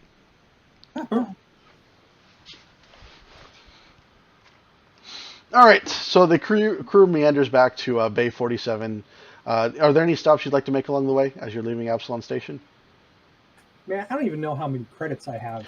Oh, I got thank you for asking that, Billy. Actually, so as you're heading out of the Lore Spire complex, what was that? Do we get paid while we're here? Yes, yeah. As a matter of fact, but as you're making your way out of the Lore Spire complex, Chiskick actually reminds you. You see him pull up his data pad and taps through things, and he says, so it sounds like you're heading out into the field again. We want to make sure you're well provisioned for, and so he transfers 2,500 credits to each of you. Woohoo! Yeah, buddy. Tell him next time if he can pay us in UPBs, we'd be much obliged. Why? You got things you want made? And he says that can be arranged if you prefer to be paid in UPBs. As a matter of fact, since you haven't left the Lore Spire complex, if you would rather have UPBs for any amount that you receive, you can do that. So, Okay. Well, I mean, it just means that you guys can build it. So it's a 1-for-1. So you can either take all 2,500 UPBs, or you can take a portion.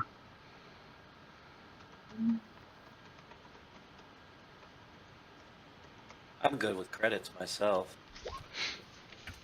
Credits just have to be spent at like a station. UPBs, Wes and I can turn into things. they can craft stuff Mm. on a ship, and we've got nice labs that they can use too. All right, Yep. I can. Yeah, it's completely up to you guys. Yeah. I mean, we spent the ship, the build points to make these fine labs. So is, Oh. was that what the take ended up being from the last section? Mm-mm. That was our first upgrade. During our very first upgrade session, we built a workshop for Wesley and a lab for Newell. Oh yeah, no, I was talking about the credits we just got. No, okay. so that's just catching you up on pay. And actually, Chiskisk, I just saw a note here. He promises you that once your mission on EOX is complete and you've got the information you need, he will be sending you another 2,500 as well. Nice. Sweet.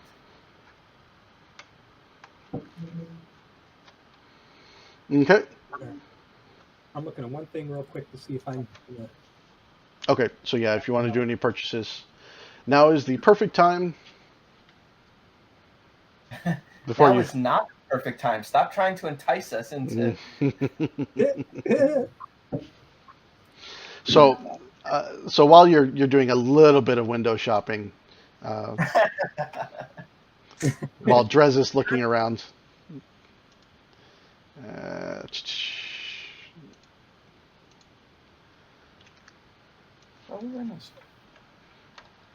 No, not quite that. When the screen changes, then you can go, oh shit. See, yeah, I can't afford this yet. Still, okay, I'm good. What are you trying to get? Vest Brigandine Armor 3. It's actually a light armor. How much do you need? It's like 8,000. It's like 8,800. How much do you have? About 6,400 with. And I don't know if I ever added any credits for the last. I don't know if we ever compiled and figured out how much we each got from that last. We sold everything and. Oh, you know what? I apologize. We never did do that, did we? We never did liquidate what you guys wanted to liquidate.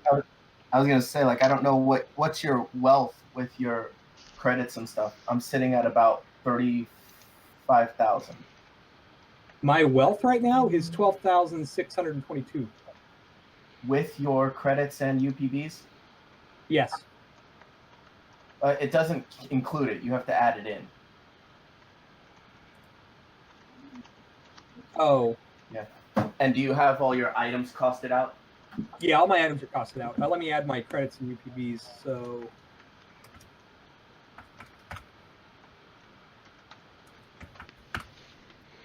So with everything, I'm sitting at about 19,000. Yeah, so you're behind on loot and stuff. Did you just add in the 2,500 credits? Yes, I did. So right now I have 5763 credits after the 2,500. Yeah, you're missing a bunch of credits then, or just or loot. You just might not have gotten any loot. Yeah, I've passed on a couple of items. Like I passed on that one armor because it was, or that one weapon because it was unwieldy. It would have been a good upgrade. Oh, too. the Doshko. Yeah, I passed on that Doshko just because it was unwieldy. Oh, we Gotcha. can still sell all that stuff too. Yeah, Yeah, that's what Mike was talking about. yeah. So it's based on the nature of how you've been handling yourself on Absalom. You won't have time to liquidate it right now, but that doesn't mean you can't later on. It's all sitting on the Raza, so. We could So- always leave it with Chiskis and just have him transfer the credits to us later. You could try and make arrangements for that, and then you'll have to transport them to society or make arrangements for them. Hey, Bill, I sent you a whisper. Wherever we go to Juanita, would we be able to sell them there? Oh, yes. Yeah, as a matter of fact, you're heading to planet Eox, which is a full-fledged planet. And as a matter of fact, Chiscus tells you that you need to head to a part of the planet known as Orphis, which is actually contained underneath an atmosphere dome and is a full-fledged metropolis. So you could Hey, liquidate your guys? stuff there as well. Up there. Guys, What's wrong? we need to get out of here pronto. All right, let's go. Why? What's up? Our cover's been blown. We Oh. need to leave. We need to leave now. All right, so Just Well, it wasn't the stripper. to get us off this thing. What? Maybe Chiskus can send some help. We ain't got time for that. We Okay. leave. We Let's need go. to go. It's gonna take us hours to get back to the ship, though. It took us hours to get here. Well, then the sooner we get moving, the better. Okay. All right. Jump back in. Go. While we're on this, Maybe Chiskus can send reinforcements. while we're journeying back, can you tell me how you know our cover's been blown?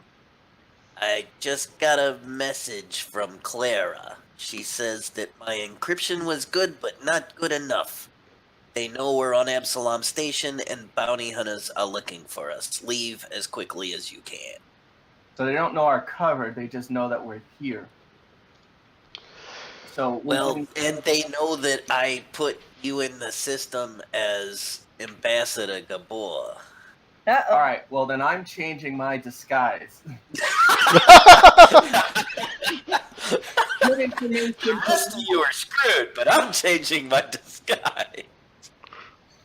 It's just a hollow skin. It's good information to know. That So I is can- true. Yeah, you do have a couple hours as you're being transported back out to the arms. So there's no reason why you can't change your disguises. And in the meantime, Cypher, maybe you can do your little magic thing and show the ambassador ship in a different hangar. Well, I would, except for the fact that I already blew it the last time and didn't cover my tracks well enough. The more I start hacking around in the system, the quicker they'll probably find us. The more we stay off the grid, the better. That's why I'm saying to Make some Like- sort of, put a different hangar as where the ship docked for the ambassador. or you. Otherwise, if my cover's been blown and they know that our ship is docked in a particular hangar, then they can just wait for us. But we have to go back there. That's where the ship is. I understand, but if you can change like the manifest of the hangars to show the ship is actually docked in a different hangar, then anyone who looks it up would go there. Wouldn't they have already looked it up? That's very true, but we could try. Or say that the ship already left. Or the ship's been transferred, like something. Or some sort of disguise saying like we pull around to the other side, or I mean, we need a distraction. we need a distraction. All Less right. talking, more walking. We're moving transport. Yeah, I'm assuming we're on the transport. Yeah, so you got another space Uber, another Suber, and Another Suber. Okay. So my new costume, my new disguise is going to be a younger female vest, and my name is now Breeze. Breeze. All right, hold on. I'm gonna make a new disguise check for you here. Oh, okay, much better. You're much better as a young female vest than you are as an old Vesk. Thank you. Do you know? Do they know what all of us are, or did they just know about Gabor? She didn't really send a whole lot of details. Well, It are was a any quick of our message. descriptions of all of us put out there anywhere, or? I Only- don't know. Okay.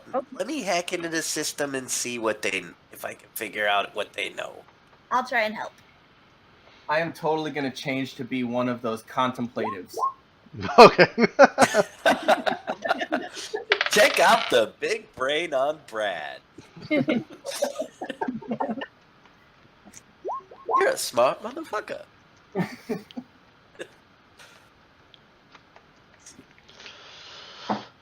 All right. So apparently, All right, so you do a quick What do we review, need to know? and what's that? based on the narrative, so the original message sent was Jaja. So you know they at least have that name. However, the rest of your identities weren't created till later, so that would not have been part of the original message. Reviewing the message you sent out, you actually find your mistake when you're reviewing your encryption on the first message you sent out. Okay, So- wait a minute. To be fair, okay, my original message was a check of 37, where Yep. I made a mistake and then found that mistake with a check of 24. No, not the check today. Oh, okay. Yeah, no, today. this was your So original message way back when. yeah, so the one you rolled today, you rocked it. Yeah, and there no one saw through that whatsoever. The one that you also rolled very well because you actually rolled a 34, if I remember correctly, for the check when you sent the original message that gave the name. Captain Gabor was on their way, on her way. Okay. I believe it was a 34 you rolled, and I rolled a 35 on the Wow. opposed roll, and it was I crit my roll for the people who are looking for you. Yeah. Gotcha. We're going back to review that video, Mike. Yep, that's fine. He'll have it doctored by the time we go back to look. Don't worry. Yeah, my animations be horrible. You see little paint drawings show up with a 35. You see a black box appear over the die roll and it's red lettering that says critical failure. Error in the video. We've been hacked. Little Guy Fawkes mask pops up and basically says, the only "Anonymous one- says you can't see this." So basically, the only one who's been compromised is Ryder. They know that he's posing as Yeah, Okay, you're so you're Gabor. 100% convinced that the only one compromised right now is Ryder as Jaja. The rest of you should still be okay. I like the way he says that. You're 100% convinced. It's not you're 100% sure. You're 100% convinced. But again, remember, especially with your big bulletin across the station, like they know we're docked. So Oh yeah. so anything you can do as like a computer check now to try and like switch. But I didn't put where we were docked in the memo. I just said if you come across them, help them out in any way that you can. I didn't say they're docked in Can you check docking to bay. see if that- like I if know, the but soldiers like logged us anywhere, or is it clear where we are to other people? just make a computer's check to switch our manifest with another ship. You could try And that. if Yep. if I botch that computer's check, then everybody in the galaxy is going to know where we are. Why?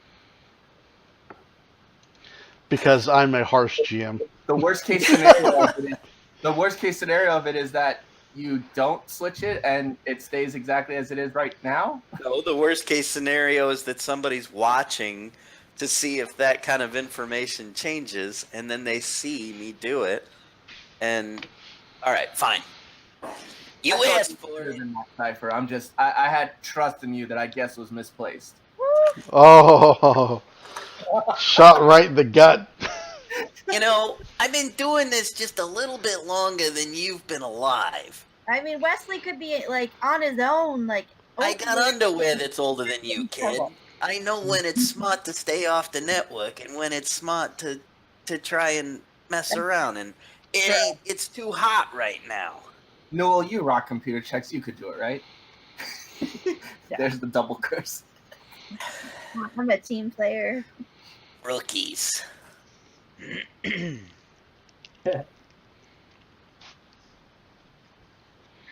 saying, I thought it was a good idea. So I leave it to you, Bill. Do you want to try the check, or do you think Cypher would back off on that one?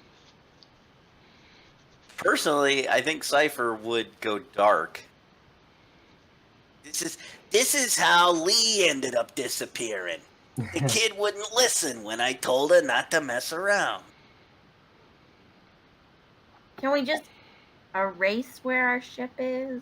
Or He just doesn't want to do any hacking right now because he thinks it's too hot and people will trace him. I'm putting my tinfoil hat on. Does my background of outlaw and my connection to the underground, would that help us out in any way to try to sneak back in the shadows and the back alleys and stuff like that? Yeah. If you want to take a clandestine approach to returning back to the bay, especially the last part of it, I can. I think that would definitely help out. Because that gives me, I forget where that is here. I think it's under abilities. Lowers the DC by 5 for knowledge checks, and your level 6. I can't remember what your level 6 one was. Yeah, I forget what it is. I forget. I'd have to look it up again here real quick. Because I get there was something at level 6 for my class. Oh, actually, since you reminded me, speaking of your background, while you were in the Lore Spire complex, they did pull up all the bounties on all of you. And there's a $15,000 credit bounty on everyone right now, but there's a 30,000 credit bounty on Switch right now. They've lumped in crimes against the governance of the planet of Avalon, in association with the Android Abolitionist Front. And it lists the whole thing of crimes like deal. sedition, anarchists, blah, blah, blah, blah, blah. All sorts of heinous crimes. Would we call Wesley and have him move it to a different bay? Just saying. You're gonna trust the kid to pilot my ship? I don't know. Can he? I just think it's a dangerous area for it being sitting there, and for us to try to go to that dock right now, especially if we're not trying to distract someone else. I think that's a good idea too. I mean, Actually, that's not a bad idea. That's probably the best idea we've had. We do like a little bit of both. Then if they have to go to multiple bays to look for us, then the chances of us getting hit he doesn't want it being traced like to our literal location right now where he's trying to hack from. Oh, I get it. So yeah, to get that in the obviously you don't want to send that in the clear. So I will need you, if you want to send an encrypted message to Wesley to make sure he's the only one who gets it. I will need a computer check for that. I can help. All right. Here goes nothing. Now this doesn't have to even We be have an some encrypted bennies. message. We just need to give him a coded message. There's a difference. Yeah. True that. and then you can literally call him and see if he understands the coded message and ask him what action he wants to take. You know what I want to do? I want to cash in my super secret Me too. election Benny. Yeah, I was gonna say because you cursed Allie. She really did just roll a 1. Yeah, And But I like the way she rolled a 1 and got a 19. She rolled a 1 and I rolled a 3. so, Yep. So when I roll a 1, that's auto bad, right? Yeah, that is a bad result. Something even with the plus 18, something bad's gonna happen. Okay, so I'll re-roll then. Even on skill checks? Yep. All right, hold on. Yeah, that's not in So the core that- book. That's just how I You roll. have to add a d6. Oh, Well, I got a Oh. 38. Legal corruption. That's what it was. if I'm just helping, do I need to add? Okay, plus a d6. No, you don't have to if you don't want to. Okay. Yeah, I'm because assuming that, you beat that we're the both good there. yeah you beat the DC to give him the bonus. There, Mike. Right there. I found it. Contacts. This isn't legal trouble. We're being tracked by bounty hunters. This is definitely not legal trouble that we're in. This is illegal trouble. I'm sure I could get some pull from somewhere, though. You're going to ask the people who are chasing us to help us.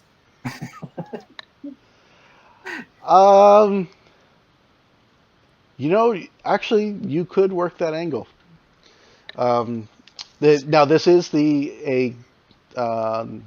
a non corporate bounty hunter bounty that's been put on you guys, especially yours for the extra bounty. That is definitely legal issue trouble. They might be able to help you if you want to reach out to some of your contacts. That is another viable option as well. Even beyond just getting off Absalom Station, they might be able to help you with the bounty situation. I think Wesley moving the ship is good enough where we're at right now. Heck, he could even come pick us up. But he won't be able to do that. Oh, okay. We'll Yeah. just jettison out of an airlock. I know. We got life bubbles and our suits are good for a few hours. I don't have to breathe. I'm good in a vacuum. Hey, I'm good for a spacewalk. Mike's like, damn these rules.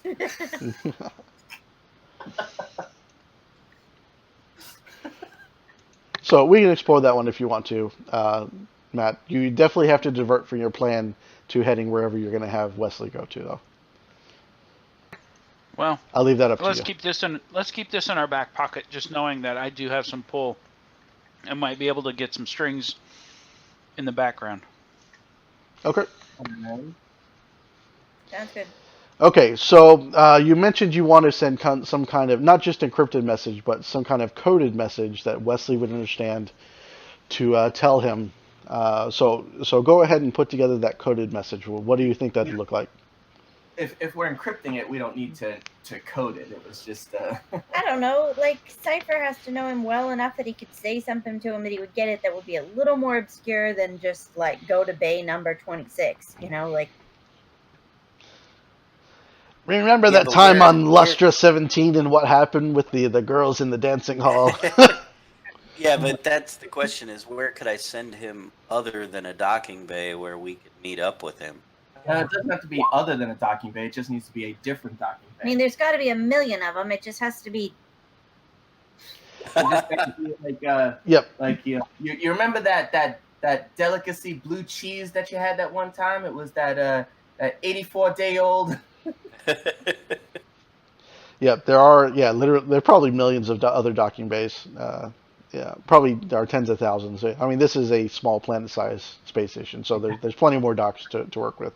The other option would actually be if you want to find transport out to the Armada, you could send him out into the Armada as well. I pulled a little string that's up to stop at the next stop. Ding! And say, just have him meet us over here. We'll go to that dock. How long would it take him to get there, though? Not too long. Okay. So the first check I'm going to do over here is a perception check to see if Wesley even sees the message come in.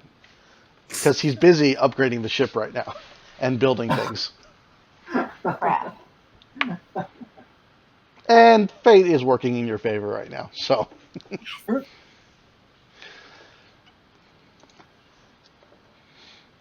okay. So go ahead. And, did you give me a roll to encrypt it, Bill? Oh, what kind of roll? Just another computer's check? Yeah, just a computer check. Another one? I like that, Bill. That's better. What? Okay. What you wrote, or was that Swig?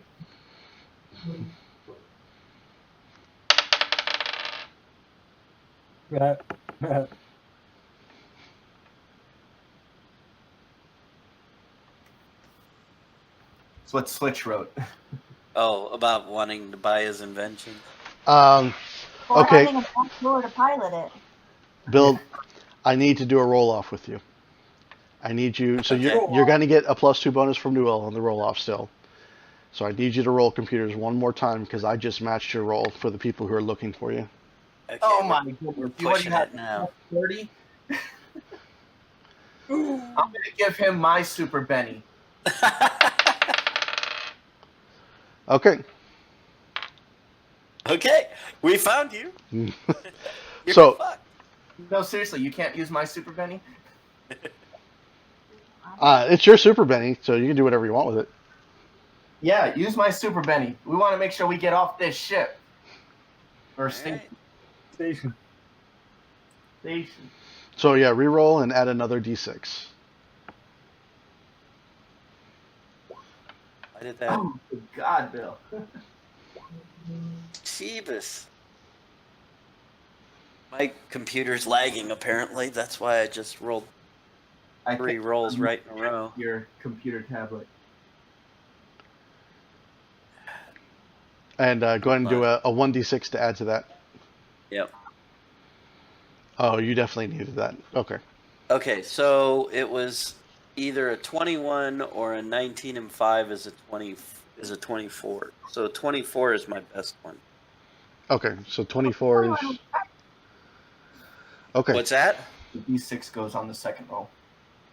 Yeah, the third 21 was I get it. the third 21 was a mistake. It was I thought I was- the 21 I was was re-roll. pushing the button and it wasn't doing So you anything. And still have a +2 from Newell too. all right, so 26 then is my total roll. Okay. So let's do this real quick.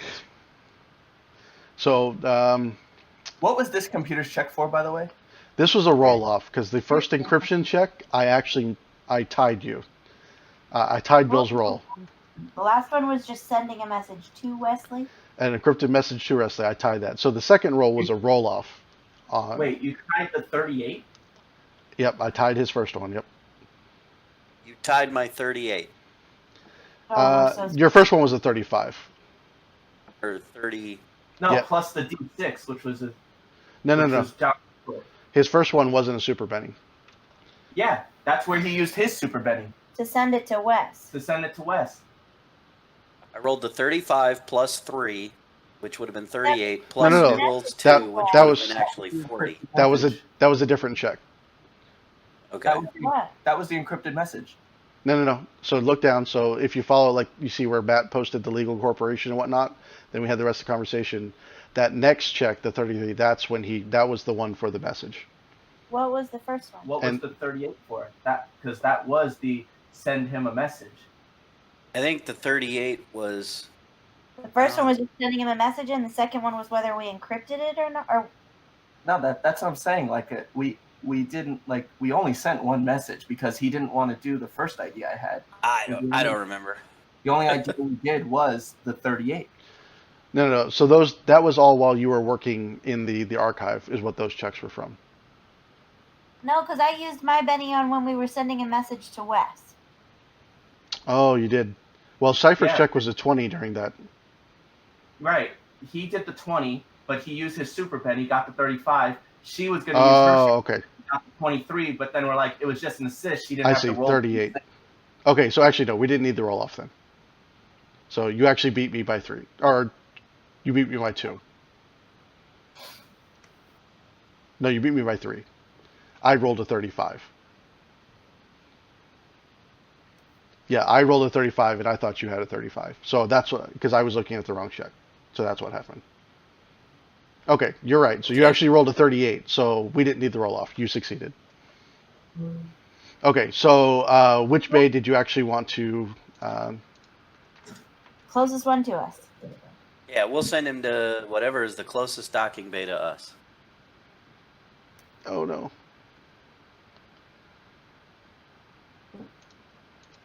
That's empty. Got some tequila? All right, so we're going to do a little quick art here. Because I saw someone say docking bay 86. There we go. All right, now you're in docking bay 86. Nice. Your graphic work there is incredible. Yeah, I told you I'm an art master. Okay. Awesome. So yeah, you head to docking bay 86, and you find it nice and peaceful.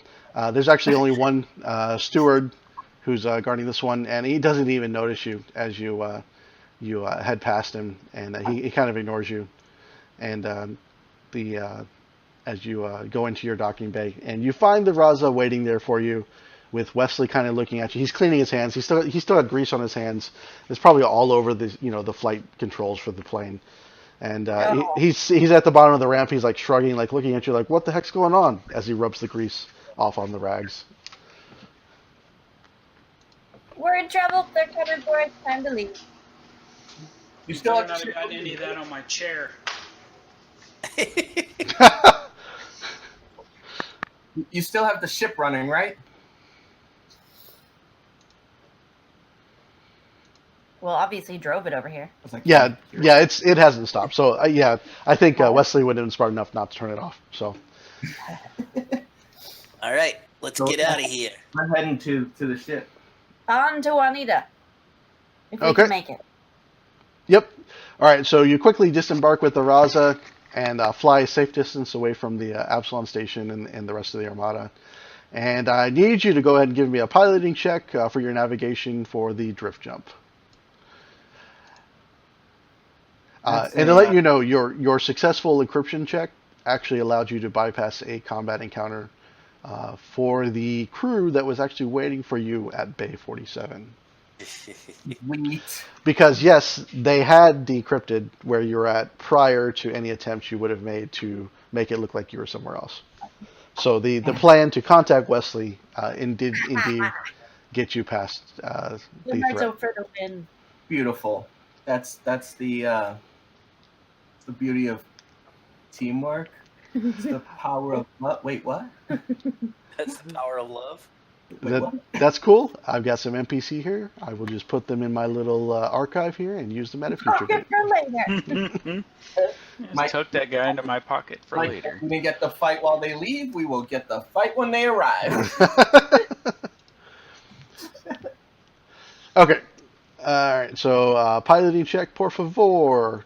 And Steven, you still have your super Benny since it wasn't needed. So Oh, okay. actually, that question, because Matt's back right now. So would that be Matt making the check?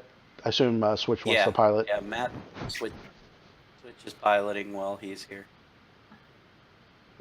Switch is piloting, although I will say that Cypher put in a good run in Switch's absence, and I might be reassigning the roster.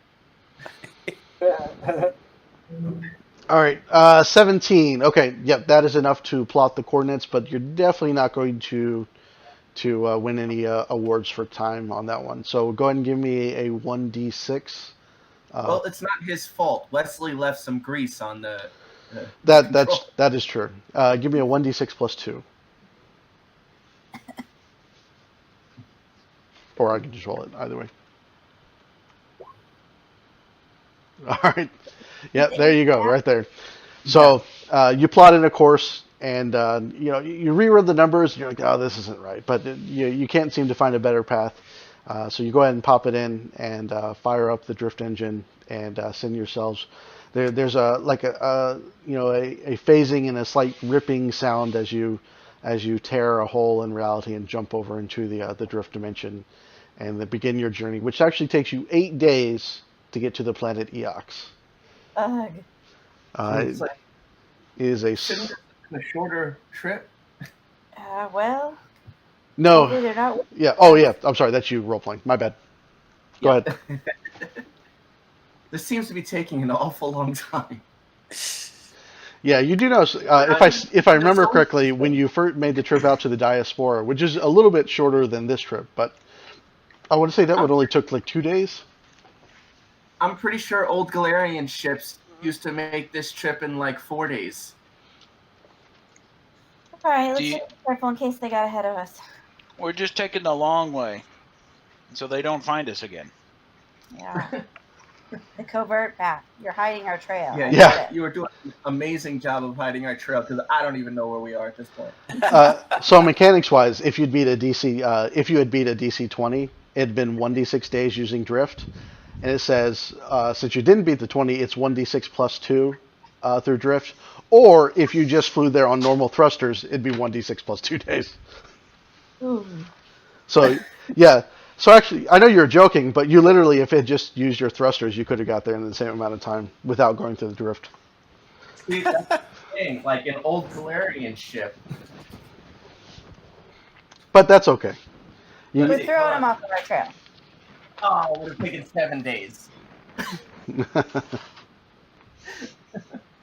I was off. so, in general, if you were traveling to the planet Eox, most travel or most space travel, interplanetary traffic, would actually go through a dome spaceport, which is known as the Pact Port. But for you, your business lies in a different part of the planet, in the necropolis city known as Orphis, as I mentioned before. Fortunately for you, Orphis has its own small spaceport, and the city proper is actually covered by a dome, so that there is a habitable environment for the breathers who reside and visit this part of the planet. It is one of the planet's great necropolises, but it's definitely one of the more unappealing districts on the planet. I'm sorry, and you're going to a location within Orphis known as the Splice, which is, I'm sorry, that's the unappealing district. It's mostly, as you're approaching it, it's largely industrial, utilitarian, and as you're approaching the planet, you hear a rather gruff, straightforward, monotone voice say, "Yes, please send your credentials to Eox Flight Control."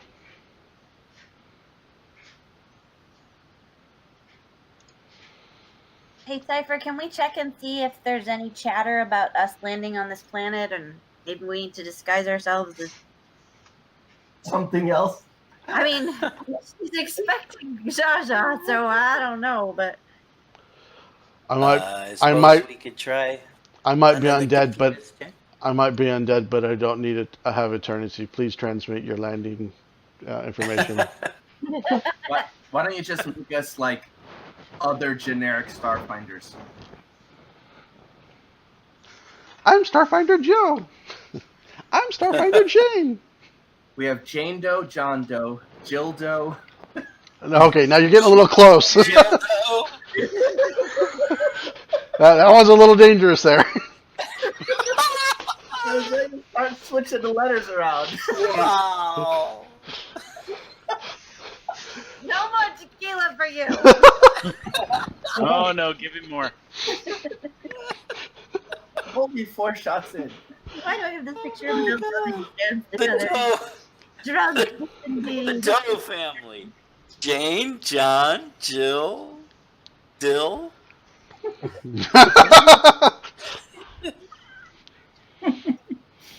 As long as I'm not Bill. We've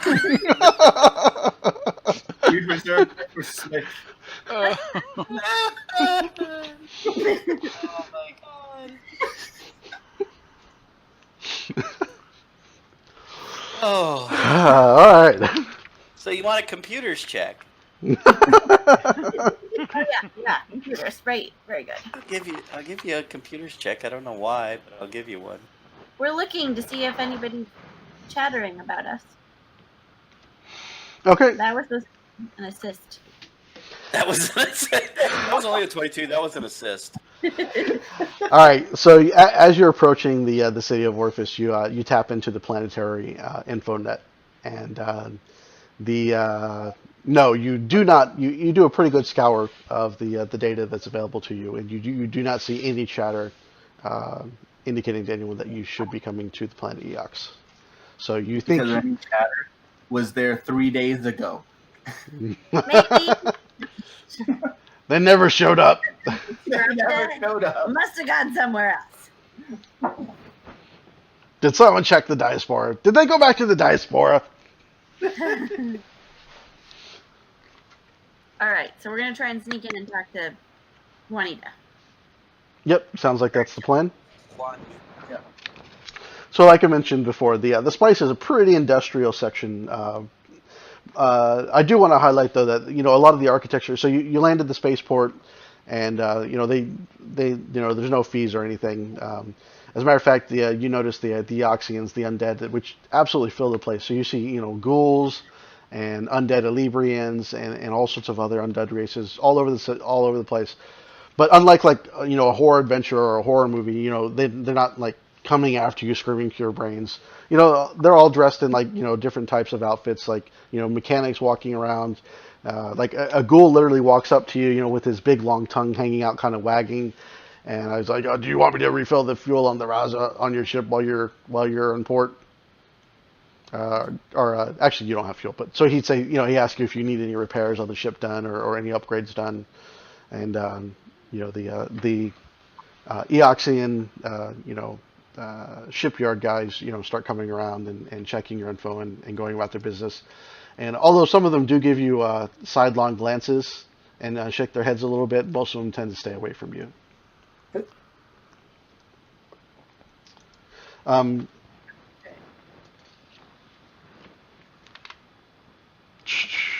Looking over my notes here.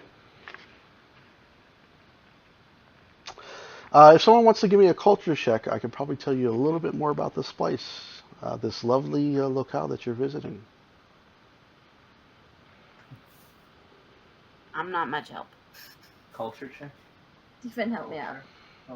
Looks like we got a crit on the table with a 22. Woo! Dang, Mr. Android. There we go. I'm not much Accessing help. You guys database. can tell me about it.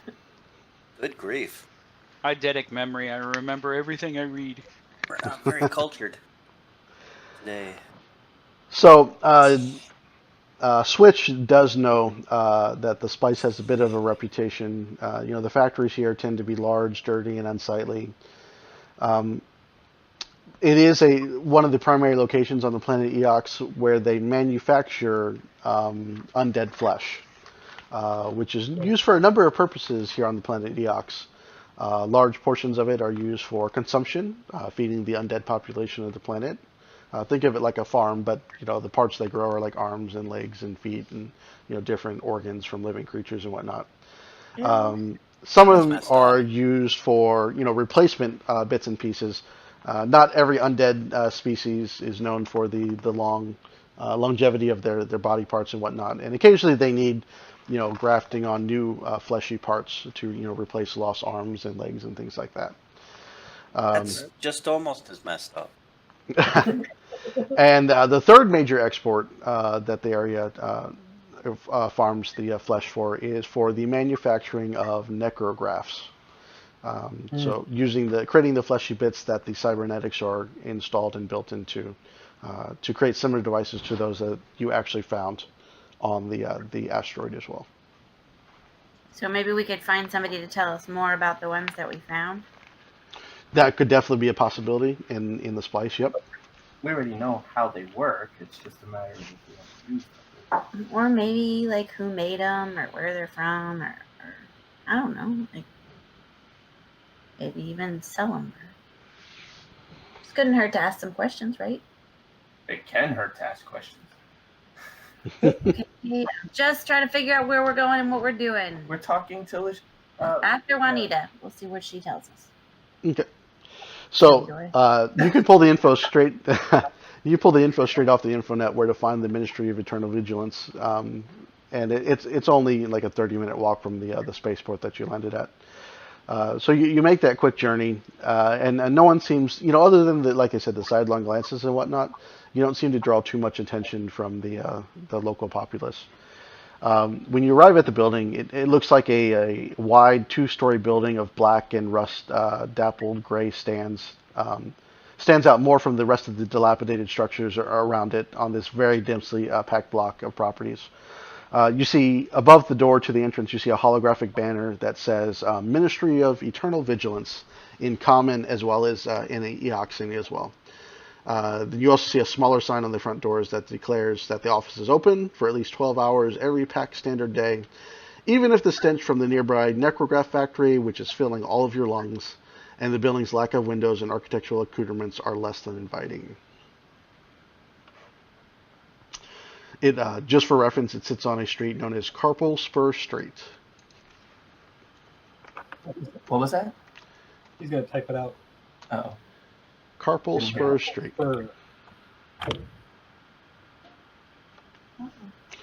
So you walk into the building, because I assume that's what you're going to do. Oh yes. So the ministry's ground floor contains, you immediately walk into this large waiting room with rows and rows of rusty, and in some cases lopsided hover chairs. You see a tall boxing machine in one corner, which looks like it's a dispenser for numbered tickets and whatnot, or numbered tokens. I'm sorry. Beside the machine, you see projected in a hologram on the wall. There's this long, very droll list of instructions for reporting corpse fleet activity to the ministry, and instructions to how to go about doing that. And then on the far side of the room, you see a wide front desk with a teller-like window that sits in front of it, with a holographical numerical display. Behind the front desk, so through the window and whatnot, you see a set of stairs that lead up to a second floor, and those are actually roped off with a sign hanging out that says no public access. There are only 2 people in the lobby at the moment. You see a shabby human man, a breather, a living individual. He's sitting in the lobby. He's got one of these number tokens in his hand, and you see a female ghoul sitting behind the front desk, who seems to be absent-mindedly entering information on this enormous stack of papers into this computer terminal that's sitting on the desk in front of her. Just curious, are we going in disguised or are we going in as ourselves? Well, we were given Zarzar credentials. Yeah, but they're supposed to talk to any And Starfinder. So I let's had- just go in as Starfinder, and if we need to switch in front of her, we'll switch in front of her. Well, that's kind of what I thought, is that I thought we were going to go as just generic Starfinders. Yeah, so not tell anybody in the lobby. When we get to actually her, then maybe. Okay. I'll keep my disguise, and so I'm still Trees? Dries. I'm still purple because it's fun for now. I guess I'm a dwarf. I'm not Jar Jar. Okay. Jar Jar. Jar Jar. Jaja. Jar Jar. ESA. Jar Jar. Misa, so glad to see you. So Darling. I am now a Sheeran that talks it like these. Oh God, I'm still gonna kill your character. You just signed your Misa. Okay, Misa, so. right there. Nisa's here to see Juanita. This is Ryder made it to session 19. That's what happened tonight.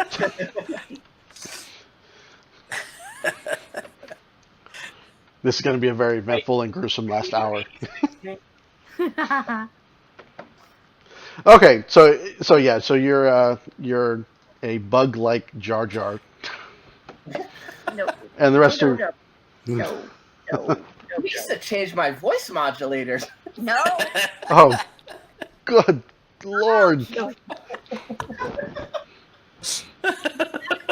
Voice modulator?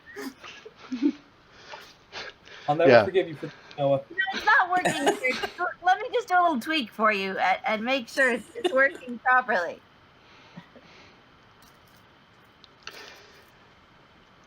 So how are you going to approach this situation? Let's go ask the chick at the front desk. Lisa just gonna go up. Oh, God, sorry. I'm So- telling you, She's typing away. She's that for you. she's wearing a. Actually, I think I have a. I think I have a little bit of art here for you. This is the part where Mike just wipes the entire party. He's like, you know what? Screw all you guys. Sorry, there's been a lot of tequila going on. You guys are gone. Oh, actually, I prepared this. I forgot about that. It's been a month since I looked at this. All right, so you're sitting in the hall here, and so this is the human gentleman who's sitting there. Oh man, the graphic messed up. There's stuff around it. And this is a picture of Juanita sitting behind the desk there. Oh, she's That- lovely. Wow. Oh, yeah. And that other dude's human, huh? Yep, the other guy is human. He doesn't seem to be paying any attention. He doesn't even look up at you. It looks like he's reading some kind of news article on a small data pad in his hand, and he's completely oblivious to what's going on in the room around him. All right, let's. Can we go to an office somewhere to chat? I don't think I want to be alone in a room with her. So she seems to ignore you completely for a minute or two, and then she finally looks up at you. Her ghoulish eyes slowly gaze at all of you, and you can't tell if she's sizing you up for a meal or if she's just acquainting herself with your who you are. And she points across the room to the machine. She says, "Please get a numbered token from the machine and sit and wait. Your number will be called in a minute."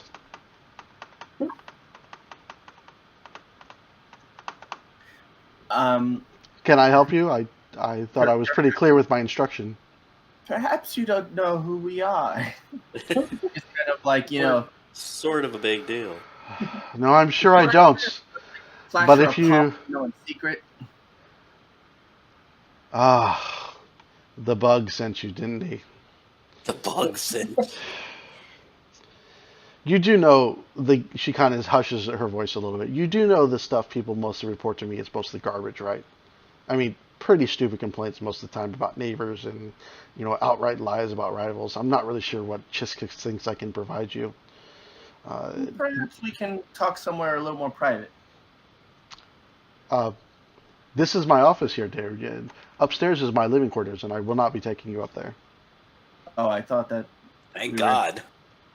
I thought we were in a lobby area. Oh, you are in the That's not- lobby. Yeah, like literally her office is connected to the lobby, and there's just a glass wall there. There's like a little circle, like those little circle speaker things. That's what she's talking to you through. Excellent. Oh, All right, actually, we'll no, sorry, misread my notes here. She goes, well, if you give me a minute so I can deal with this individual, we can go upstairs and talk in private. Excellent. Please take a Thanks. seat. Can do. And will do. So she calls the number 32. The man stands up and walks up to her and hands her a similar sheet of the bluish paper that he's holding there. Hands it to her. She looks over it, rather bored by what she's looking at. She nods and sets it down in her stack of reports and says, "Thank you very much, Mr. Golding, for giving me this information. I will enter it into my reports and ensure that the ambassador is made aware of the situation. Thank you, sir, for doing your due diligence as a citizen of the planet Eox and reporting the corpse fleet activity which you witnessed to us. Thank you."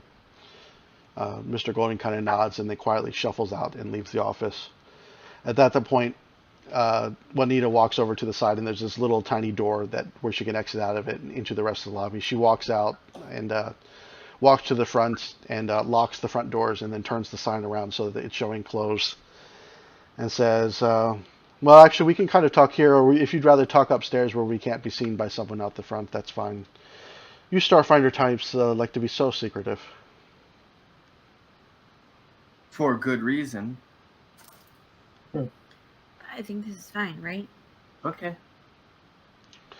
Yeah, this is fine. Can you tell us anything you might know about Well, before you tell us what you might know about the Corpse Fleet, let us tell you what we know about the Corpse Fleet.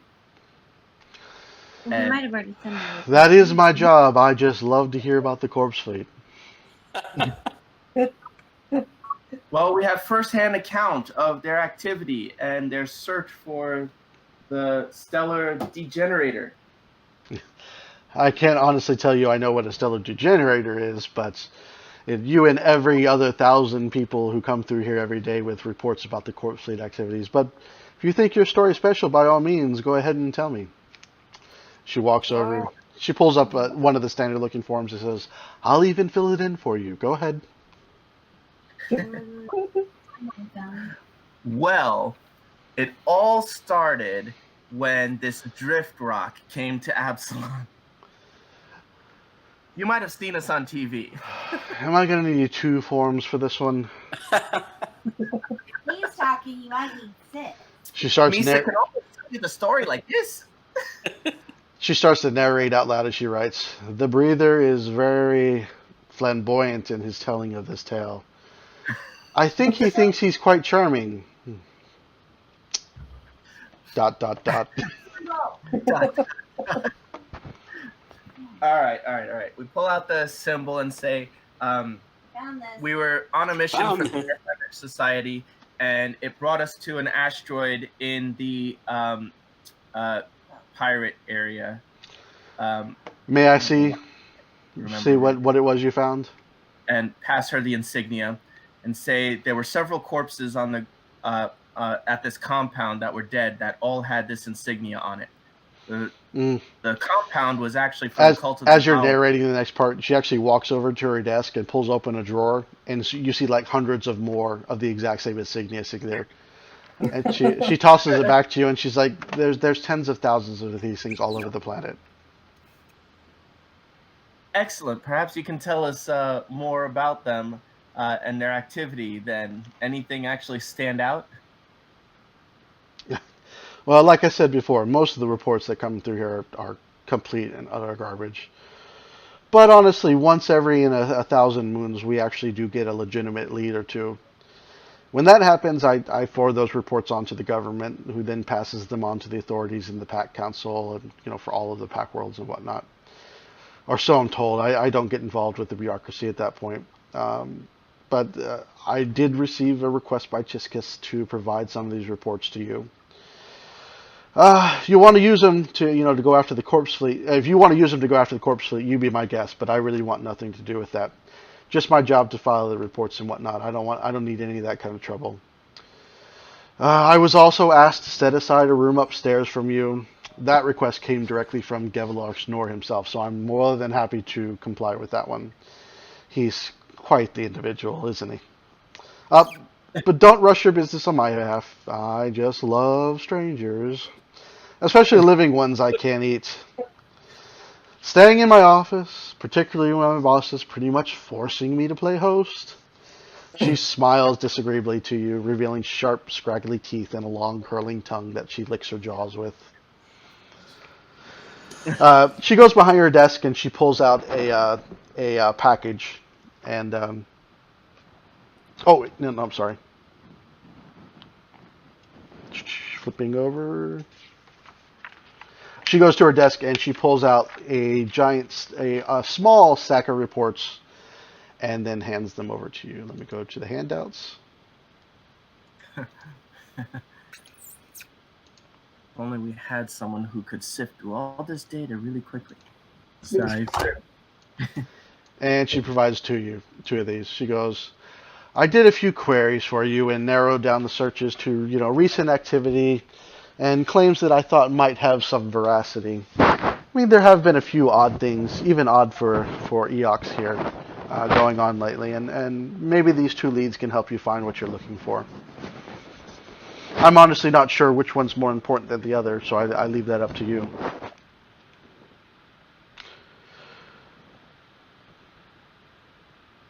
So, if you'd be so kind, I need one volunteer to read one and one volunteer to read the other. Okay. I'll read one. Corpse Fleet Incident Report, Ministry of Eternal Vigilance. Corpse Fleet Incident Report filed by Gretel Rappinder. Species Bone Trooper. That's nice. Got an address and occupation. And the incident of suspected Corpse Fleet activity on or around 0000 hours on 4 Kuthona. My flatmate, Harveen Nessix, also a 5th Squadron veteran, left our residence saying she needed to purchase new outerwear. A curious task, especially considering the late hour. In any case, she never returned to the flat. This morning, 6 Kuthona, I entered her quarters and discovered that most of her belongings were gone, but I found a scrap of paper on the floor that looks like it fell out of her journal. Harveen keeps a real paper diary that she actually writes in with the stylus. On this scrap, Harveen wrote about her disillusionment with current Eoxian policy and her intention to join a contingent of the Corpse Fleet that is currently operating in Orphis. I believe that Harveen has left the splice to enlist in the Corpse Fleet. Thank you, Stephen.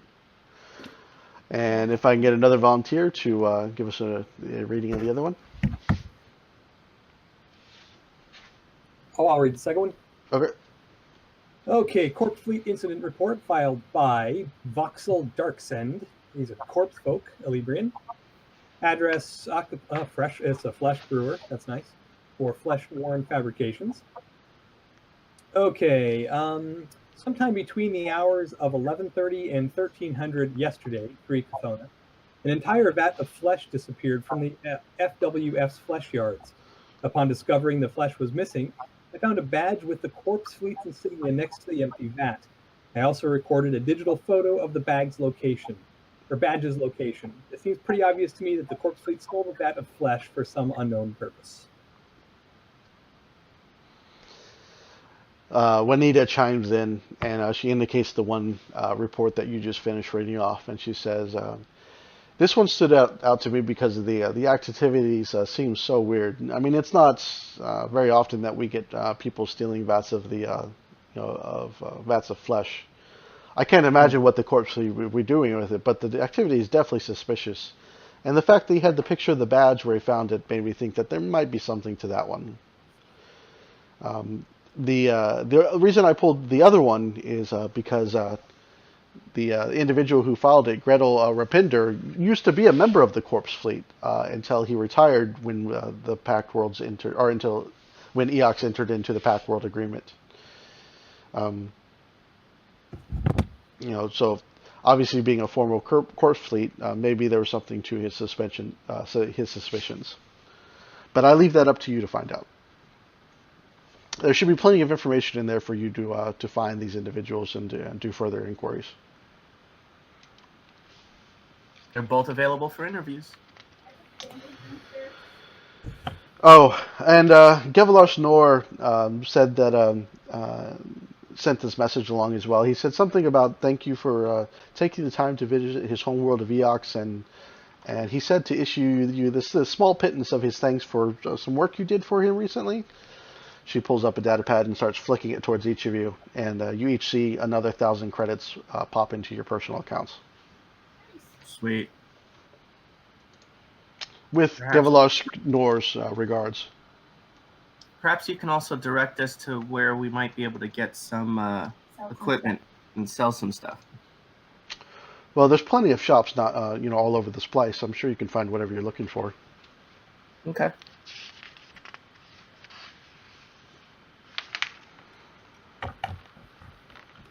All right.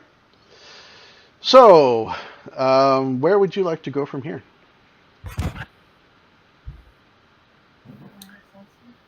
We can sell the stuff in between sessions, maybe. Just tally it all up and give you a final count and take 10%. Yep. Oh, I forgot I had. Would there have been any... I forgot I had this, actually. Would there have been any, security cameras or anything that would have been around the vats that might have... There might have been, yeah. We can go check it out if you want to check that one out first. Available for interview at work only. I mean, just to get at some idea, of, who might, maybe we could get a lead on who stole the flesh? Didn't he say where he thought she was going? The other one? Yeah, but I figured before we leave this planet to go where she went. Well, she was going, I thought, to join something on Orphis, which is where we are. Yeah, that's where you are now. Orphis is a city on Eox. I thought we. Oh, Yeah. okay. That's a city on Eox. Okay. It's here. It's literally where we are. Yep, you're on planet Eox in the city. I didn't catch the name of the city. I thought we were just on Eox. Okay. In a district known as the Splice. Gotcha. We can start with that one if you want, and then check the other one. Okay. So you have the directions and access to the infonet, so you easily find your way back down Carpal Spur Street as you see on the map here. You all can see the map, right? No. Did I put you on the wrong one? Carpal Spur Street and Bar Knuckle Way. Bare Knuckle Way. Bare knuckle way. I appreciate you trying to see the science fiction interpretation of the words. I give you credit for that. It's Bare Knuckle. Barrack Knuckle. I mean, the way Reading you it's pronounce it. reading it sideways. Well, why not? Reading it sideways. Boys. If you read it like that, it sounds kind of Klingon in nature, actually. Barrack Knuckle. Knuckle. Screw you guys. All right, so you find your way. So this on the map here, this whole section is actually the Fleshworn Fabrications Incorporated. The metal walls, you see metal walls behind a chain link fence and a wide looming security gates mark. This is some of the industrial facilities, like we mentioned before. Inside the gates is a massive metal and concrete platform resting on at the bottom of an enormous elevator shaft. The edges of circular pools or vats containing some strange undulating substance are barely visible behind the fence, sunk deeply in the ground. A sign on the front reads, "Attention visitors, call for agents," hangs above an intercom on one side of the gates. So the intercom is right there. All right, call somebody. Ding dong. Ding dong. Jimmy John's.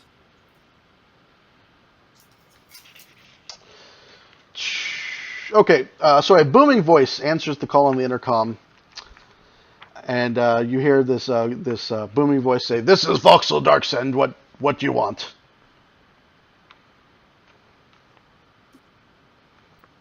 Hello. We're here to investigate the missing vat of flesh. Oh, Talk to Voxel Darkson. That's him. yeah, that's me. That's who answered. Yeah, that's me. The ministry sent you? Sure. Yes. Holy creepy skin! I didn't expect them to actually send anyone this soon. Usually we file those reports and they don't really go much of anywhere. But I'll be right down. Well, today's your lucky day. Oh, sorry, that's 18. Oh, I forgot to get some art from it. That's okay. All right, so after a little while, you see a male corpse folk come shambling up towards you. He kind of looks like a corpse, with graying and pustulely, melting Like flesh. everybody else on this planet? Yeah, but not so much in a state of active decay. So it looks like he, someone who died, started, went into rigor mortis, got the whole waxy pallor and whatnot, and then just kind of froze right there, and didn't decay any further from there. He's got he's bald on top, and he's got this almost like a gray mop of hair hanging around the sides. He's wearing this large leather apron, and it's got all sorts of. You don't even want to know what it's got all over it. He comes walking up and he nods and punches in some code, some security codes from the other side, and the gates open up for you and allow you inside.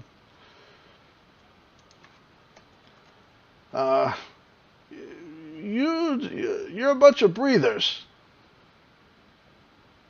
You got a problem with that? No, not as such. I just didn't think I didn't think they'd send some breathers to investigate. Well, like you said, they've got lots of reports, and being on the low side of the totem pole, you get us. Take it or leave it. All right. Well, it's finally, it's about time the ministry sent somebody. You have no idea how much I've needed you to tell my bosses that I absolutely didn't steal that vat of missing flesh. What are you waiting for? Get in here. Come on. Why would we suspect you? Oh, well, you wouldn't suspect me, but my bosses do. They think I tried to stiff it off and sell to someone to make a quick buck. I mean, why would I do that? I've put in the 16 good years, a couple more years here, and I can finally retire and pay off my conversion debt. Your what? My conversion debt. So he can finish. So he can finish becoming undead. Well, he already did, but they have to pay it off in servitude, remember? Yeah. So do you have any security cameras or? Yeah, we got some here. Yeah, if you want to check them out. I didn't think to look at them myself. Investigating crimes, that's not Hello, really my... investigative Droxel. I mean, I kind of found the corpse fleet insignia next to the missing vat, where the missing vat was, and I kind of assumed it was open shut at that point. But yeah, Security cameras. What a great idea. Great, we'll Why take a look didn't I at that. think of that? let's check the Even Bill CCTV. here knows how to do that. So actually, he doesn't go there. He takes you here, and you get into this elevator, and it takes you up several flights. So there's this other structure that sits like 5 or 6 stories above the vats here, and it's when you get up into it, it's actually mostly just offices and whatnot. And you imagine that the height of it is probably more than anything, because as you get up this high, there's a little bit of a breeze, and the rotting, the vat smell of the growing, bubbling flesh and whatnot below is kind of cleared out from here, and it's a bit more pleasant up here in the upper part of the factory. Great, this was a good idea. This is the stuff they use for the necrophages. Yep. So, Yeah, it's a food source, necrographs, and then body part replacement for those who need it. Absolutely, thanks. Great. So, is that a computer check or? You just go through? Yep. Yeah, computer check. He gives you access, so physical access. You just got to go about doing your thing. You get a +4 circumstance bonus due to the easy access. Cipher. Nope, 20 to 25 is more than enough. Okay. As a matter of fact, 25 is exactly what you need. All right, so you do a review, and you scroll back through the time frame from when you had reported the missing the vat stolen and whatnot, and something interesting happens. So as you're scrolling through, suddenly you get this fuzzy jittering, like when you're doing the rewind like on an old VCR. Sometimes it would just go. So you start moving back and forth and go back to regular speed time and start moving through, and there's this moment in time where all of a sudden the video cuts out and goes to snow, and then when the video cuts back in, you can tell the vat is missing. Huh. Somebody's doctored it. Can we try some sort of computers check to see if we can recover anything or find traces of them who hacked it? Or Yes. Can we look at other cameras around the station to see, because if they just screwed up the couple of minutes while they were stealing the vat, they may not have screwed up while they were walking around and got caught by another camera. You know what Yeah, I mean? can you check the CCTVs outside this embassy?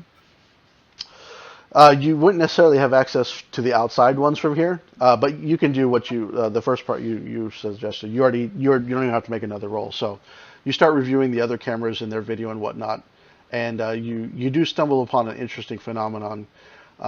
You can tell whatever did this. You can see exactly when it came in. It actually came in through the front gate, because you can tell that because there's this time frame where, like, you see the shadowy figure in the distance, like on the distance, but then when it gets within, just close enough to start recognizing it as a shape, suddenly the CCTV that was covering the front gate cuts out right then.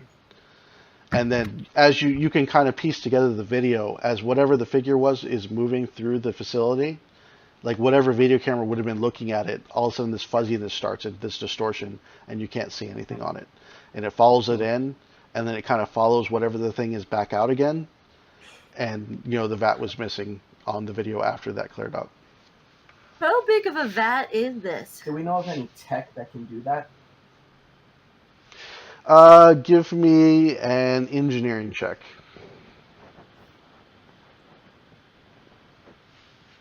Oh, jeez. Yeah, where's Wes? Hey, I did pretty good. So did Cypher. Holy Yeah, crap. that's 2 crits. Not only do we know what it is, but we can now construct one. I just think out loud, and then they do. There does exist technology that could do that. I want you to also give me a mysticism check as well. Oh, the crits are already. All right, I'm actually trained in mysticism. Oh, you crit engineering? Why don't you give me a mysticism check? Okay, and that one's actually good enough too. So, so you also recall. So yes, there absolutely is technology that could do this. That could create distortion in a video surveillance system once you got within a certain range. But the weird part is that when you look at it and you compare the distances, like what you know about that kind of technology, the distortions on the videos wouldn't be quite so precise. It would have been once it had moved into the range of the CCTV, it would have been distorting all the videos about the same time. And then once it moved away, that right. So you think about it a little bit more, and you actually realize that there are creatures who, in their inherent nature, cannot show up on video sources, and you start to think that maybe that's the more likely scenario. That whatever it was, just by its nature, was distorting the video on the CCTV. This sounds an awful like a Doctor Who episode. How big is this vat? So if you see the vats there in the picture of the map, so those things are like 10 feet by 10 feet circular. So those are each of those are vats. Took out a giant vat of stuff. Maybe. Yes. Yep. Can I do a life science check and see if I know what this creature is? Yeah. Possible creatures. Or narrow it down. Oh my goodness. Your rolls are just sickening. Maybe you could give me a check to help me with that. There are, you could think of a few creatures, maybe a few dozen, that could possibly do that. Let me grab my list here. So there's a couple. That also carry a giant vat, or somehow get the vat. I mean, I guess it could be across the technology for that part.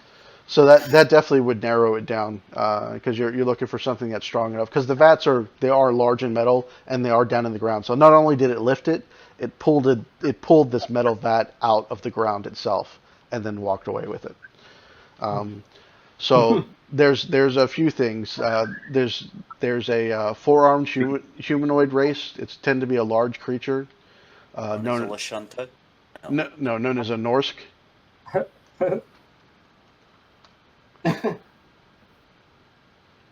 So these alien races remind me of something. Not sure. I missed the reference. So you can think of a number of animal species that could be able to create the distortion and would have the strength, but you're not sure what interest they have, nor are the animal species you can think of are native to Eox at all. So if one of those are around, it would definitely be something that someone had brought here.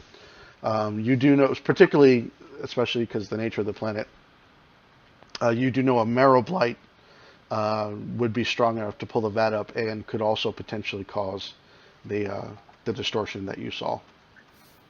A mirror light? Marrow blight. The light. Marrow.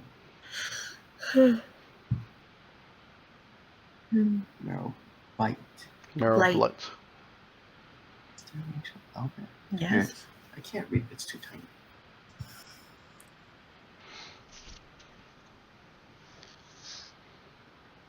So asking the dude, do you remember any like particular sound or smells, or was there any other evidence maybe left behind or anything funny?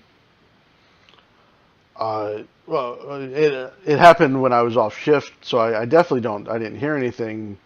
I didn't really look around the vat. I mean, we can go look now if you want to. Sure. I think we need to get some investigation going.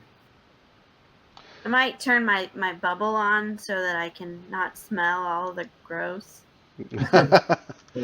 Yeah, as you by as- all means, you've got like 5 other creatures you can cast it on. Does anybody else need a bubble? Yes. I guess they like the smell. That's fine. As you get close to the vats, the smell actually becomes much more intense. And so you come walking up to like the close to the vats, and it's literally like you see like this upside down dome shape, set into the ground, this hole in front of you. It looks like some rock and dirt kind of spilled out as it was being pulled up in the air. Little bits of vat flesh were spilled along the side and whatnot. And go ahead and give me a perception check. Okay, everybody best help out. I'm not the most perceptive. Yeah, that's something I'm actually. Oh my goodness. Ryder. Ooh, I got a 19. I didn't have. Yeah, I got. I rolled a 1. Thanks for Cypher and Jess. And Switch got a 24. Oh, Switch had a good one too. Yeah, thank goodness. All right. I see. And you needed a 20, so it looks like Cypher and Switch saved you on that one. Otherwise, our investigation would be going a whole nother route. So you do a pretty thorough search of the area, and it takes you a while, but after a while, actually, you do, searching through the dirt along the edge of the vat, you actually do find some pretty odd-looking bony spurs that look like they were recently shed from a creature or a humanoid, and they're kind of mixed in with the fresh dirt that had fallen when the vat was pulled out. So they're probably deposited about the same time. So do I know what they're from? Can we do another life science? Yeah, if you want to make a life science check, you can. You got this. Not so much. Actually, 23 is 3 higher than the DC, so you're good. Yes. The bony spurs are actually, they're called osteoderms, which are little bony protrusions that grow. They kind of grow into the arm-like appendages that are part of the marrow blights. Great. So, are they like intelligent creatures, or are they? All right. So, if you want to recall more about the marrow blights, I will need a mysticism check for that. Mysticism. Anybody else good at mysticism? I'm at least trained. I wouldn't say good. I don't think mine's high enough. Anybody else on mysticism? Yeah, no help there. Yeah, that's You got all the things I'm trained in. That's not one of them. All right. So the DC. An 18 plus his assist.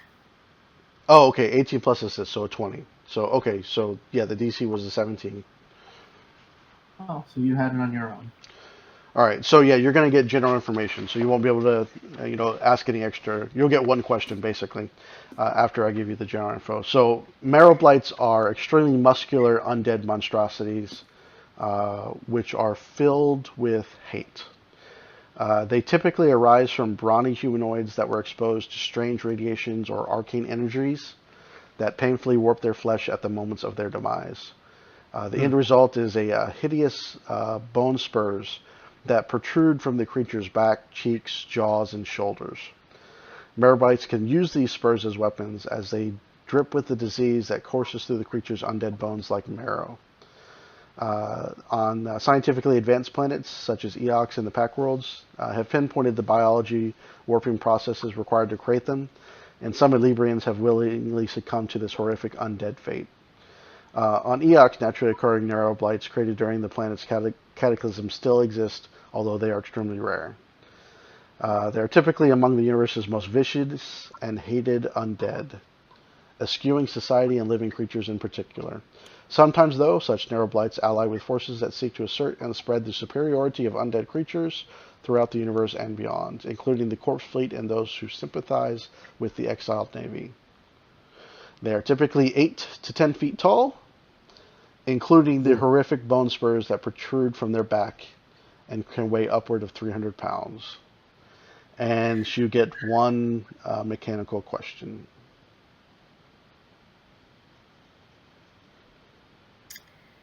Anybody got? Will we need our tin hats? Ask Maybe- if they're like vulnerable or resistant to anything. I have Okay. a feeling we're gonna have to engage. Everybody good with that?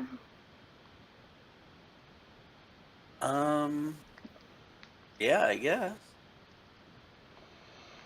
Yeah, All that right. sounds- Okay. Do we get any kind of information on their weaknesses, or That's what we were saying. Are they vulnerable or resistant to anything? So the only thing you know about them is they do have some immunities, as in they have typical undead immunities.